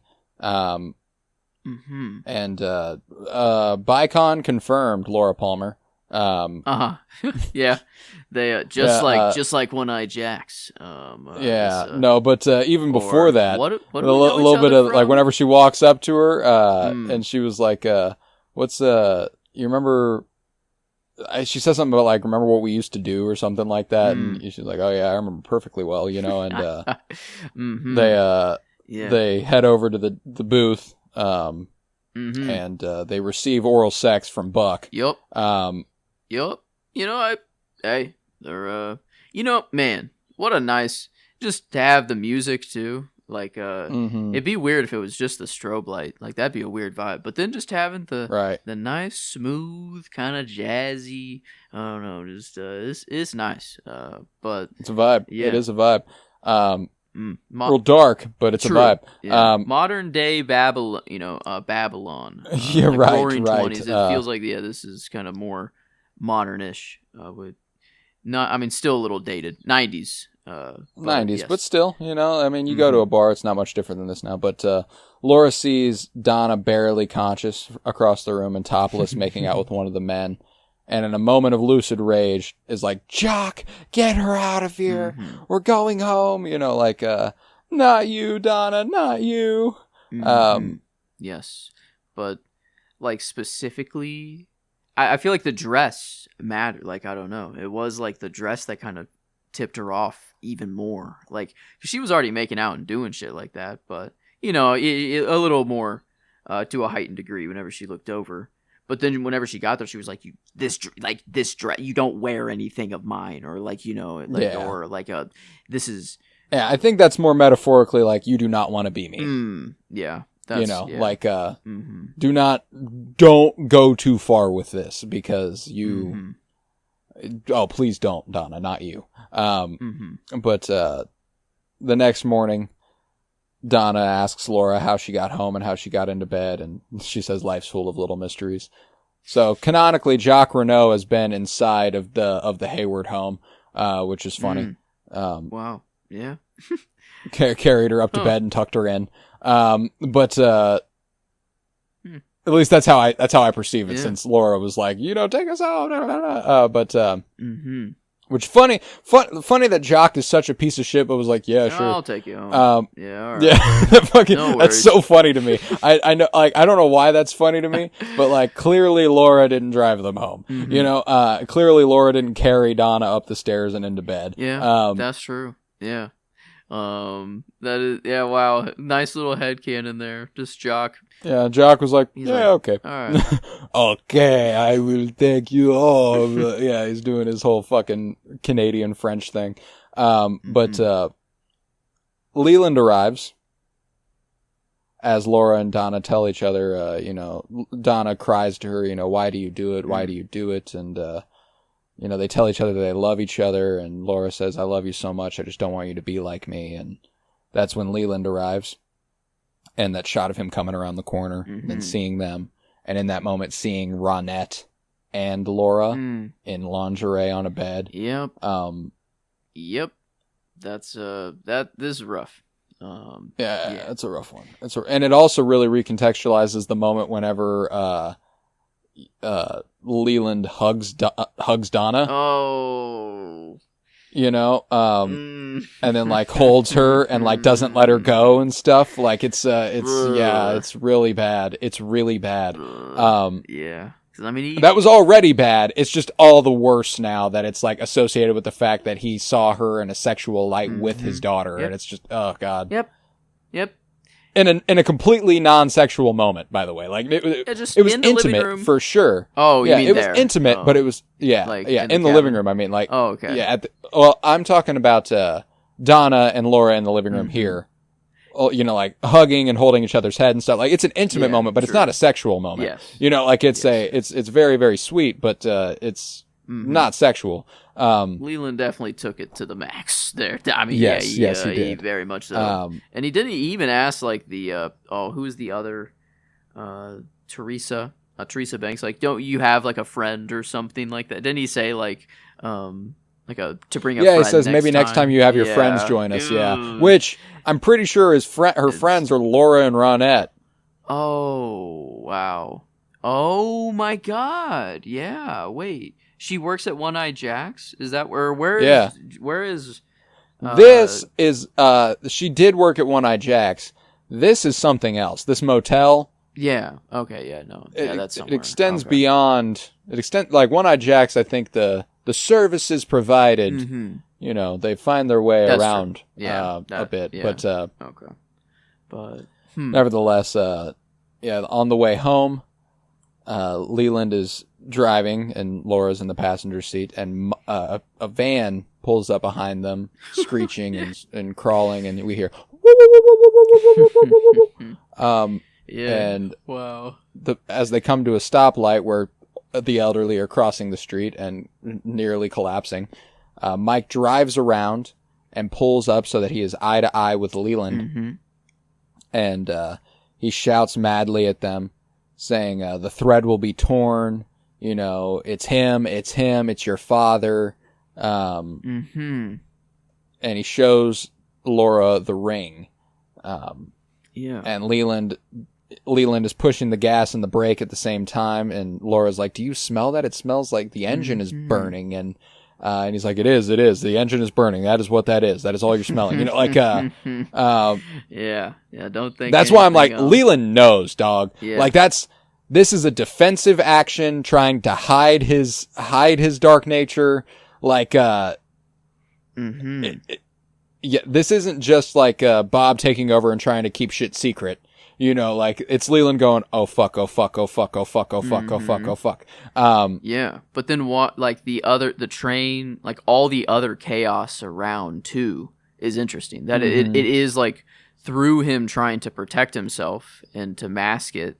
It's actually affecting everyone else too. Like it is the little shop that's there too. I don't know, or the little gas station. So it pulls up, and they stop, and they're breathing real heavy, and Laura's like, he goes, "Are you all right, Laura?" And she's like, "Are you all right? Yeah, you're scaring me." And then he recalls in his head his affair with Teresa and her murder at his hands. Yeah.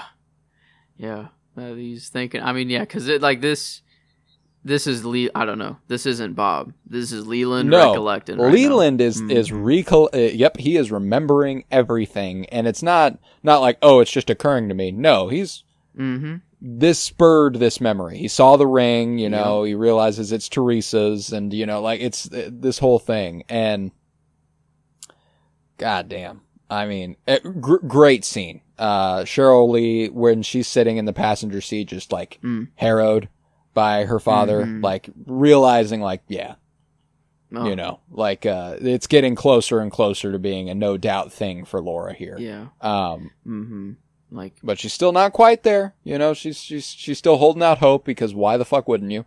It's too fucked up. And, it's too fucked up. It's way too fucked up. Yeah.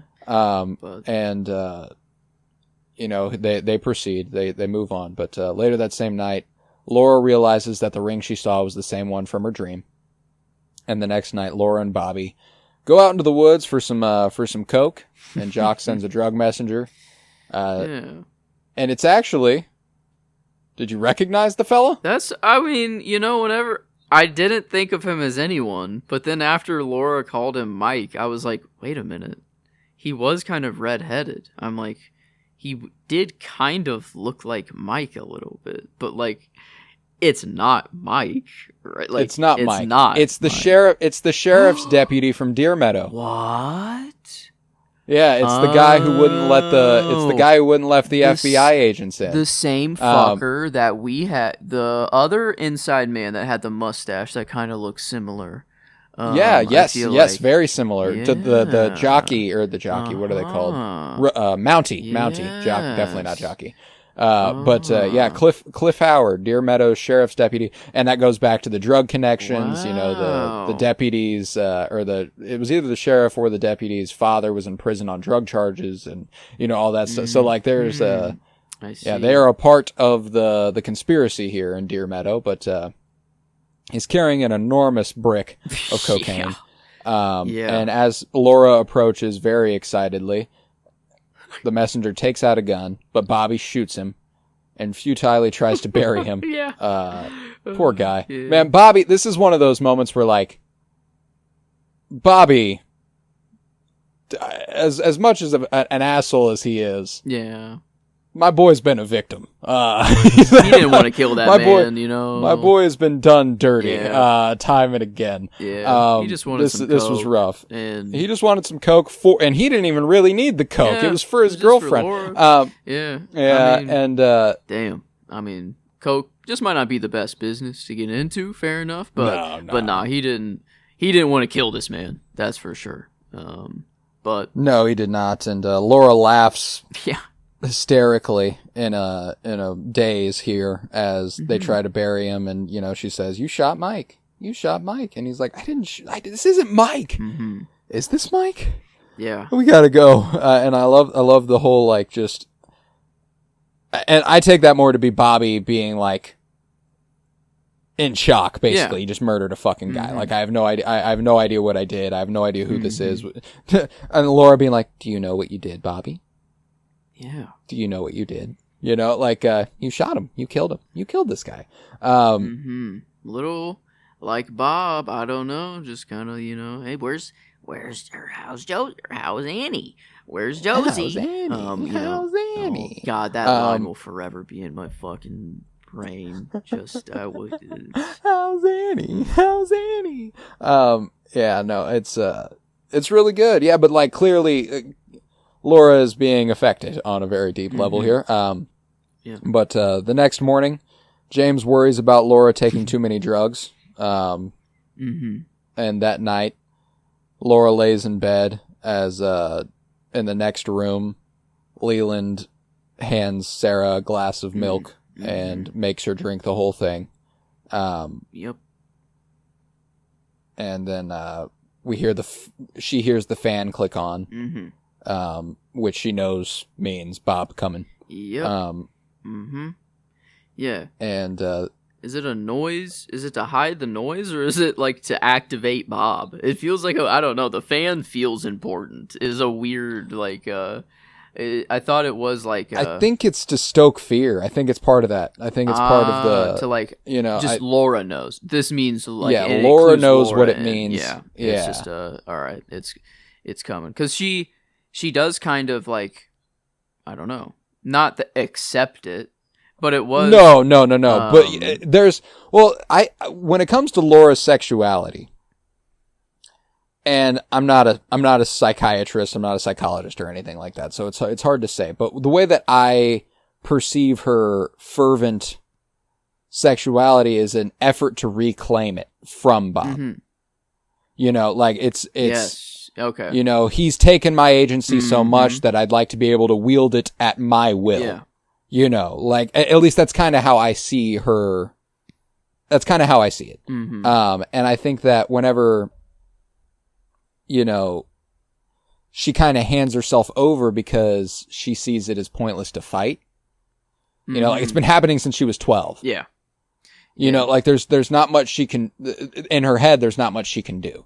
So I see it as kind of like and she repeatedly asks him as it's happening, who are you? I think there's a little bit of a, you know, she wants to maybe even lull him into a false sense of security so that maybe she can she wanted gather who he is. She wanted to truly know here. Like she's been exposed to it a couple times, but she's like, okay, I gotta know. Who are you? And like, so I want to make it clear.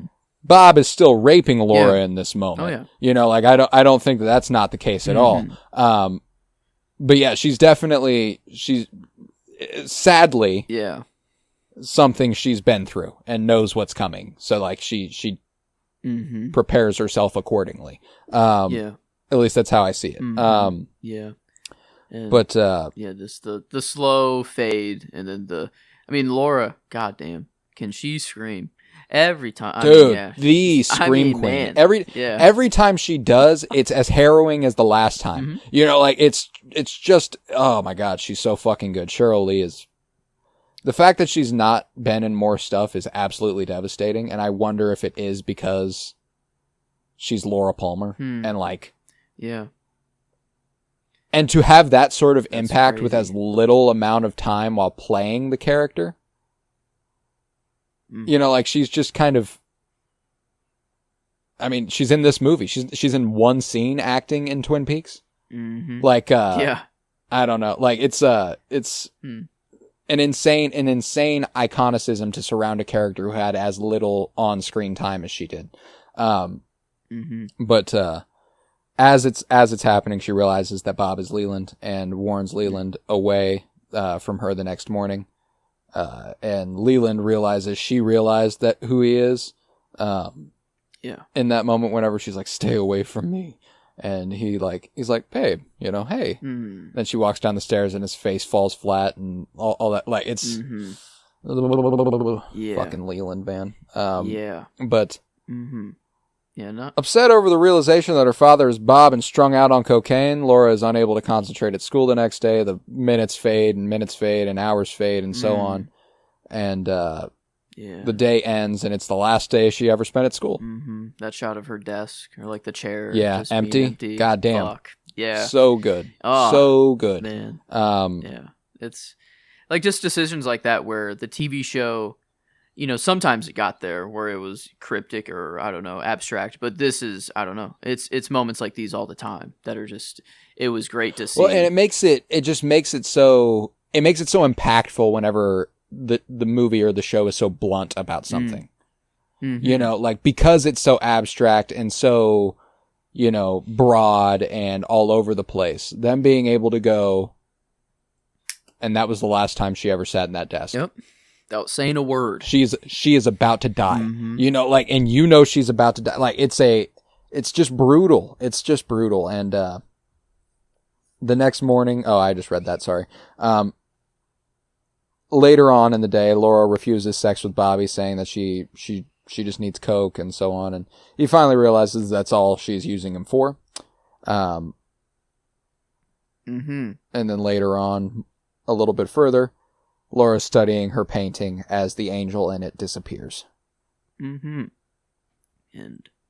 I truly, she is in the pit now. Yeah, I don't know that this is, but it, you know, it does return. So I don't know. There's something there, but it does. I mean, telling Bobby, yeah, no, actually, I'm just kind of using you for the coke, or sorry, but that's how it is, or it's like and putting Donna through that experience. It was kind of, I don't know, maybe it was like No, yeah, there's, she wanted to, like, Jacoby wasn't wrong about her wanting to corrupt people for the sake of, like, she's been corrupted. And I think it goes back to the wanting to wield the power that's been taken away from her, like she kind of deciding that I'm going to wield my agency because I can, kind of. I don't have the opportunity too often, and now I get to. She even tries to with James later on, in this very next scene, whenever they go to the woods and they start to make out, but she tells James his Laura is gone. Yeah. And tells her to stop holding on. And, they're at that stoplight, and she crawls off the bike and looks at James, and he's like, I love you, and I know you love me. You don't need to tell me that you love me. I know you love me. And, she flips him off and calls him, he's, oh, I love you. She mocks him and stuff. Like, she's being cruel on purpose. But James is built for this shit. He stops being built for this shit, to be sure. It definitely wears thin. But, she screams at something behind him. Yeah. And says, if he sees you, he might kill you now. I get so she even runs away to protect him. I love you, James. The way she screams that too, I love you, James. Yeah. And then runs away. It did feel like she didn't scream at something physical back there. It was just she screamed at the realization of Bob wanting to hurt or do something to James to get at her, or to kill him because Leland's the only one who can,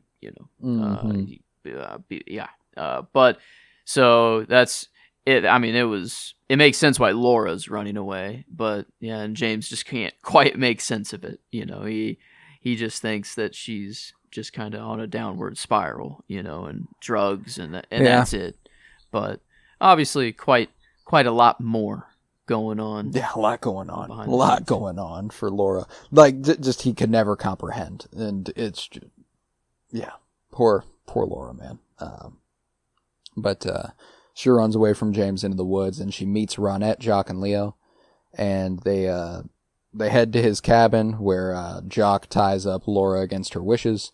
Yeah. And Ronette does try to stop it. Laura, no, don't. Which you did have that spot on. You thought you did at one point think Ronette was the one yelling it. That was cool. And cool to see the bird. Not good. I guess not cool. Not cool, but there's a lot of stuff in this episode, in this movie, where whenever she's talking to James and she's like, there's stuff about me nobody knows, not even Donna knows. We've heard that line before, but it was James who said it, and he said it to Donna because he was referring to this conversation. And he said she said Bobby killed a guy, and all that good stuff. It's man, whenever we're getting to those moments where it's like, oh, this is expressly addressed in the show, it's really nice. But there it's sexual assault ensues, and Leland watches from outside. And then when Jock gets up to leave, Leland attacks him. Leo flees in a panic whenever he finds Jock knocked out, and leaves Laura and Ronette tied up and bound. Driving a Corvette in the middle of Red the woods Corvette. at night on drugs. Crazy, bro. Made it home. I mean, that's crazy, bro. Made it home. But, didn't deserve to. But I mean, I knew he made it out. Yeah. Whenever Laura's like, Leo, untie me, he goes, shut up. Okay. Jesus. Oh my God. Okay. Leo's always been a piece of shit. We didn't even talk, this little rundown didn't even address the scene with Shelley earlier, whenever she's he's cleaning the floor, and he's like, you do well to behave yourself. Everybody knows that. Yeah. I'm not done with you yet. Just Jesus, what a fucking asshole. Yeah. So glad he's best for everybody that he was left incapacitated for as long as he was. Slow but thirst, hunger, tarantula death, whatever you want to call it. But yeah, he deserved every second of it. So, but yeah, he got away, and but then Leland or Bob taking over.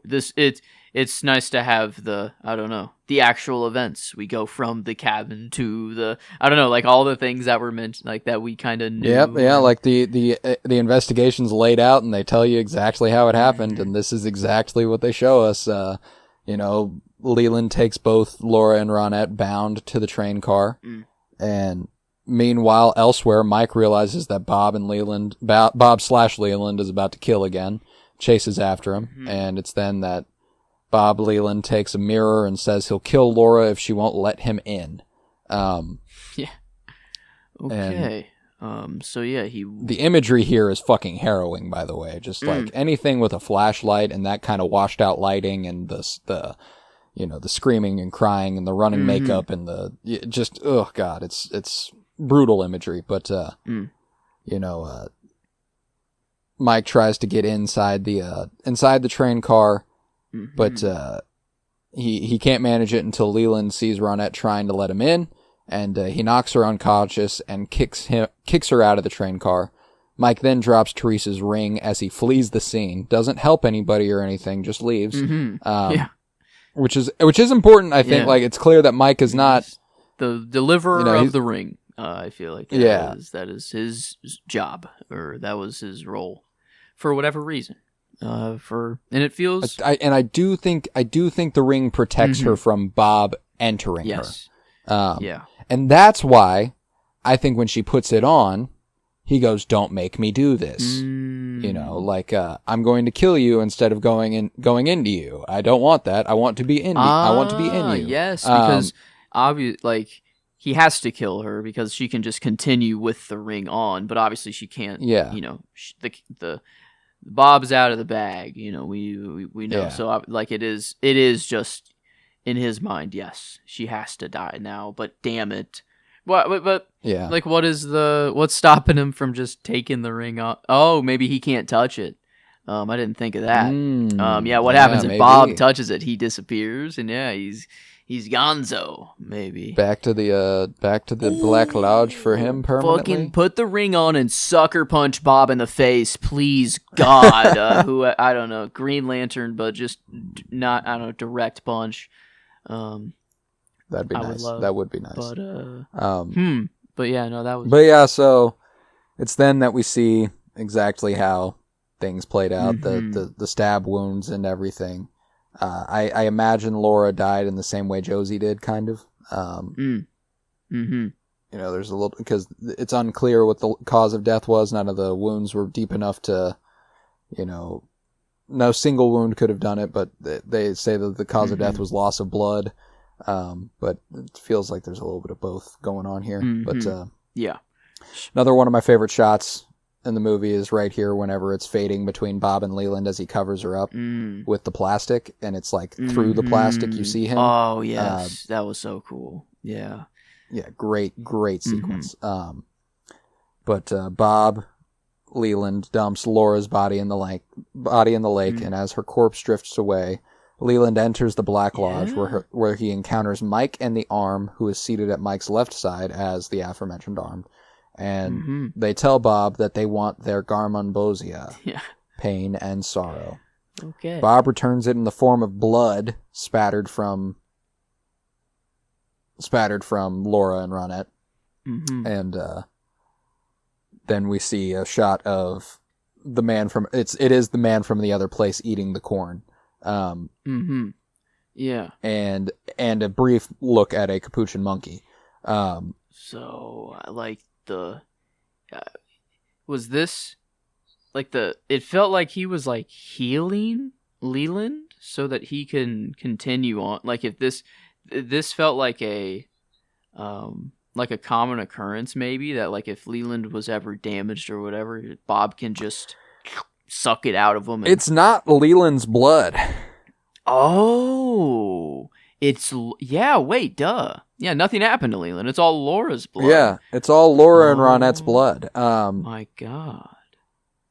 So is it like the tax? I don't know. Yeah, because then it's just spat on the floor, and then they're like, "Thank you, that's mine." Yeah, it absorbs into the floor, and then we see the corn getting ate. The pain and suffering, the blood. Yeah, the while it's garmonbozia. happening, the blood. Which I do think it's purposeful that garmonbozia sounds like some sort of foreign meal. Yes. I thought it was some actual, I don't know, like a food. Yeah, it did. Like a real food. Something the Sopranos would give me some garmonbozia. Yes, it's garmonbozia. Come on. You know, like So that was why it felt like I don't know, something like that, like an actual real term. But yeah, I guess no, it's just good old the blood while the adrenaline's pumping high, and fear is at a max. Sorry to you, Bob. Sorry to you, Mike. I got no adrenaline in me at all. No matter what you do, you're not getting nothing out of me. You're not getting me. You got zero, zilch. So, but wow, yeah, that is. I don't know why did I think Leland was hurt? Yeah, I guess him floating. The shit where he like leans down and like floats above the floor and just stuff, like Laura, or like is like her body is floating in the river at the time, and another. I know that you made a reference to Smooth Criminal in the finale about Annie, are you okay? But him leaning forward doesn't help either, bro. There's more Smooth Criminal connections. God, bro, they took it to the maximum. You've been hit by, you've been struck by that Smooth needs Criminal. that needs to be like, I don't know, put together and out in the world, if not already. Because no offense, MJ, but I don't think your boots and nails can hit this lean. That Leland hit here. So yeah, that was wow. Give me a second. I'm going to look something up real quick. Like if it's existed, if it is out there. The Leland lean. I mean, this would, I don't know. That's so good if it doesn't, let's see, does not exist. But it could be the first line of Smooth Criminal. I thought this was the case, is as he came into the window. No way, dude. What the frick? What the frick is this? As he came into the window was the sound of a crescendo. He came into her apartment. He left bloodstains on the carpet. She ran underneath the table. He could see she was unable. So she ran into the bedroom. She was struck down. It was her doom. Yeah. Annie, are you okay? Can you tell us? Are you okay? What the frick? There's a sign in the window that he struck you. A crescendo, Annie. And that music video is weird as hell, too. Like, stepping on the tiles, or I don't know, all the weird and the stuff disappearing. And, yeah, it's like a... Who's it, like, direct? That'd be weird if it's, like, directed or, I don't know. Quincy Jones? Produced by Quincy Jones? Quincy Jones? I'm gonna blow your fucking mind here. Hold on. What? Quincy Jones, married to Peggy Lipton, who portrays Norma Jennings. What the fuck? What the hell? What? Ooh, yeah, Peggy Lipton had actual fucking inspiration. Like, she was like, hey, you gotta put some Peaks energy into this shit. Let me give you the rundown. Yeah, you gotta. And well, I mean, the music video was a couple years before. This is. I'm like, if anything, the inspiration goes the other way. There's a lot of elements pulled from Smooth Criminal, which is hysterical. Oh my god! Wow, this show. It just, what the fuck? It just gets better. I love it. But we are going to conclude the movie here. Will Hayward unwraps Laura's corpse the next morning, and we see the Red Room, where Laura sits with Agent Cooper at her side, who has a comforting hand on her shoulder. Suddenly, an angel appears, and she begins to cry and then laugh. I mean... She's glowing blue in a red room, similar to Julie Cruz's performance earlier in the movie at the Roadhouse and stuff. Yeah. Mm-hmm. Yeah. I think that's the shot of the movie. Oh, dude. And the crossfade. The crossfade when she and Dale are on the left side, and the angel is floating on the right side. Oof. Oh my god. Gorgeous. And, this is the part of the movie I was telling you about off mic. The first time I watched this movie, I was so filled up with thoughts that I had no idea what to make of it. I was just like, all right, I'm going to bed. That's enough. Yes. The second time I watched it, I took this as a happy ending. As happy as it could have been. Yeah. The angel comes, maybe takes her to the White Lodge, takes her to heaven. It is what it is. This time, I took it as and that still could be the case. That still could be the case. But I think Laura's response, the crying laughter, is because nobody came to help her while she was alive. Like you finally got here, huh? Okay. I see. Fair. Sure. Okay. Like it's funny. It's disastrously funny that this happened. That I am here and I am dead and now you're here. Now you want to help, or now maybe not even help. Maybe it is just like I could have helped you the whole fucking time and I didn't. I see. Yeah. But I would say that she was doing a lot of things to go against the help. I don't know. Like there were some actions she took that like seemed to make that possibility disappear. And maybe, I don't know, if it went down another way, the help, she deserves the help no matter what because of what is happening to her. But still, like Leland is making the decisions to go down the route. Like Laura still has some autonomy or decisions of her own that might be damning her a little bit.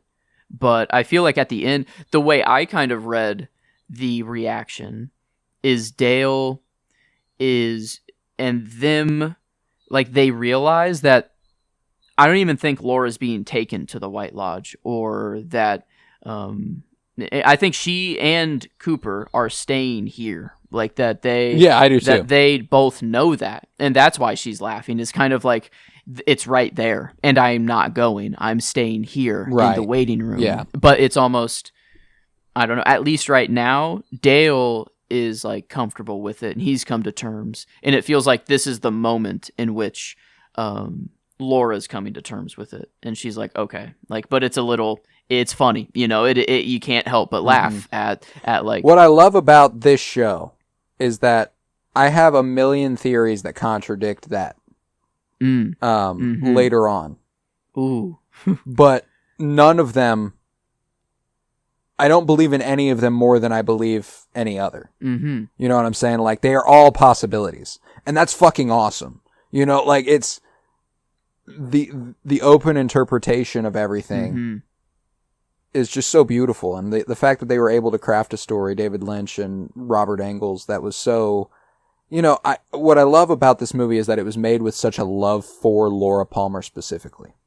Yes. Give her flowers. Let her shine. It aches for her to be okay, and it knows she won't be. Yeah. Like it wants so bad. What I love is that we are the angel almost. We're just watching it happen. We want to help, but we just can't. We can't do it. And it's crafted bearing in mind that we want so badly to help her every step of the way, and we can't reach her. And I don't know. It feels like the only ounce of empathy she ever receives over the course of the movie is like from the camera, which is because I mean she's just dipping into desire because she, like, I think you're completely spot on about her just wanting to reclaim her own use, of her sexuality and everything. And it's not real. Nothing's really real, but here, I don't know. This is the thing to her that is real. The one kind of good that she can actually focus on in her life was this painting in her room and this angel and the thought, that help is out there and that she could, maybe be pulled out. But we know her fate. Like, we know I don't know, if you watch the show, it's the first thing you see is her unraveled. So it's like, she's damned from the beginning. And it is like this, it sucks, but you take all the good that you can out of it because maybe that's just the human in us. Because you have to. Yeah. But man. No, I mean, my Letterboxd review for it last night, I'll read it because it's exactly how I feel. I said it's generally the most devastating movie I've ever watched. A surreal, bitter sorrow that envelops me like a weighted blanket, the weight of tragedy, the death of innocence, the persistence of evil. The angels are all gone from here, and all we can do is try. Man. Weighted blanket. It's a great analogy there. It did feel, like I couldn't move while watching. I just like, and it was late at night as hell, but I just couldn't. And that's why, like, it's also, and this, I don't mean this in the way that, I mean, like, the movie doesn't give me comfort. I don't feel good watching the movie, but I could watch this movie ad infinitum. I could watch this a lot, you know? Easily. And that's just the strength of Lynch as a filmmaker, really. That's weird. And the general aesthetic of Twin Peaks and the general, Cheryl Lee and Laura Palmer and just like, I don't know why, like, this is the most fucked up horror movie or most fucked up comfort movie one could have. It's definitely one of them. But it works. And I think it's how I view it. I think it's how I view it. It's one of those things that, like, I don't know how to explain it. It's just it's a lovely movie that's just absolutely thoroughly devastating. And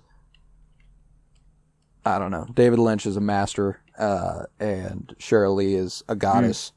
And yeah, it's too good of a movie, man. It's too good. And I can't wait to discuss some of the missing pieces next week. Yes. Some deleted scenes, some alternate takes. Whew. Man. Yeah, that's And I don't even know how big, I've never watched those, so I don't know how big of a discussion that'll be. I don't know if that's a 30-minute talk. I don't know if it's another 2-hour talk. I imagine we'll be able to talk about it pretty long because we'll still be riding high off of this. The Herald bookcase is in there. I'm holding out, you know. God, that'd be hilarious. You know, that would be hilarious. fucking, he's like, they show his whole apartment, how they set up the suicide and everything, and then it's like, oh yeah. He like opens the bookshelf, and down there is the little room they were all hanging out in. It's a portal. It is just another Black Lodge entrance right there. Right. No, but no, it will be any more of this world I'm gonna need. So yeah, that's even if it happens to be deleted scenes, I think no matter what, the discussion will be fun. It'll be probably the most fun discussion that we can have so far, I feel like. Right, yeah. So, no, I mean, I'm excited. We got the missing pieces next week, and then the week after we are getting into The Return, which... Oh my god. Yeah, I mean, we're here. Oh my god. Yeah. Oh my god. And it's October. Yeah, we are here. We are out here. It's October. Season. Dude. Spooky season with Twin Peaks. The Return, which is the scariest Twin Peaks. Yeah, we're cooking. I mean, this is the scariest Twin Peaks. That's the scariest Twin Peaks on TV, I would say, is The Return. Yes.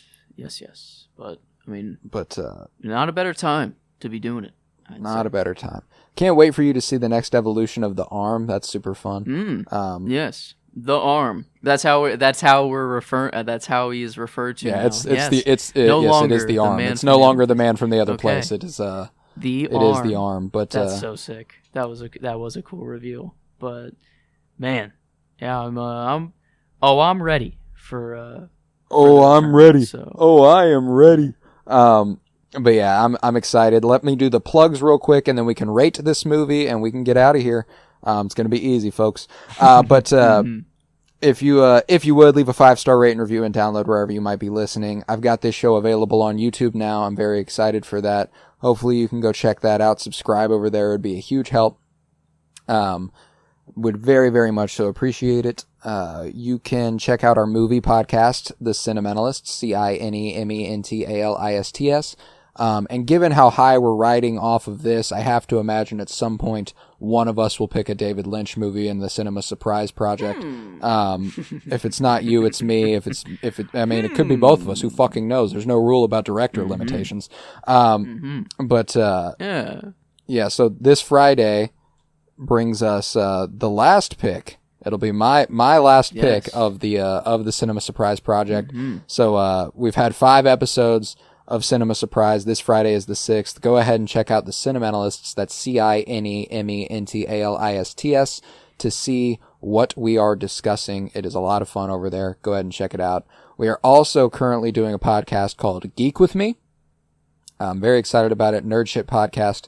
A couple weeks ago, I believe this Wednesday, actually, Alien Earth will come to a conclusion. So we will be discussing the end of Alien Earth. And we're alternating that with Peacemaker Season 2, which will continue past the conclusion of Alien Earth, so we'll have to make a decision on what we're doing there. But yeah, Alien Earth and Peacemaker season 2 right now on Geek With Me, so go ahead and check that out.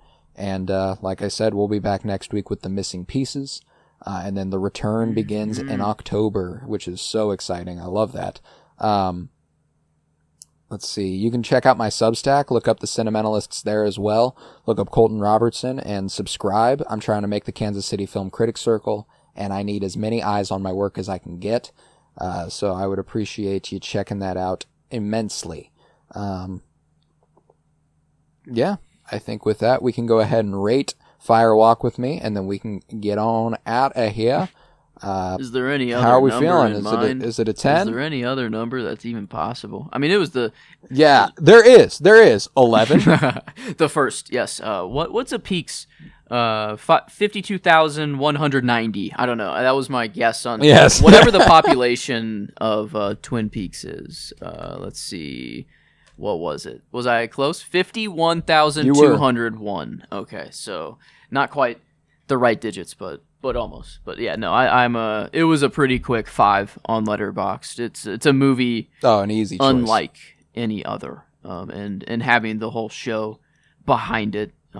Yeah. I mean, I see how you meant. It's like a codex for every kind of a lot of things, and moving forward, I'm gonna need to watch it again. It's infinitely rewatchable. Now, my highest recommendation. And I'm not saying that this is like quintessential Twin Peaks. I'm not saying that everybody has to go check it out, but I think you specifically would get a lot out of it is The Secret History of Twin Peaks. Like, if you can go find that, the audiobook, I can even give you my Audible login. Go wild, go crazy, because it is so it's illuminating, I'll say. It goes over everybody's history. It goes all the way up to the conclusion of season 2. Like, it includes stuff that happens in that season, which is, I mean, super cool. But yes, I like this. It seems right up my alley. I'm hoping I'll check my school library first. Is this possible? Maybe. I don't know. There is something there. But is it only audiobook and that's it? There's no physical? I don't think it's only an audiobook. I think there is a physical book. Yeah. So if you ought to check. I just know that when it comes to, like, it's narrated by the gentleman who plays Jerry Horn. Oh, really?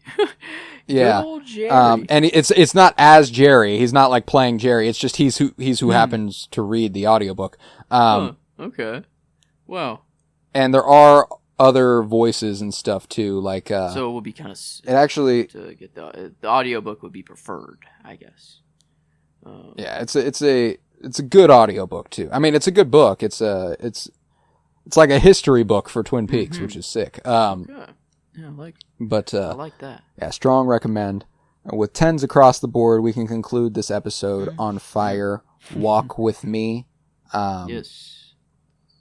Yeah, I mean, I can't believe we're done here. I mean, it only took 2 hours and 40 minutes, but we're here. This one, I knew it would. Yeah. I knew it would. But it makes sense. Yeah, I think with that, this one, but we're more than comfortable enough and capable enough to go ahead and sign on off here. I was Colton Robertson, and I was joined by Joseph George. Thank you very much, homie. Thank you for having me, homie, and it's always been a pleasure to be here. And the return awaits. I can't. I guess Missing Pieces first, but yes, the return awaits. I can't wait. Yeah, the return is really. I mean, that's really where we're at. That's what we want.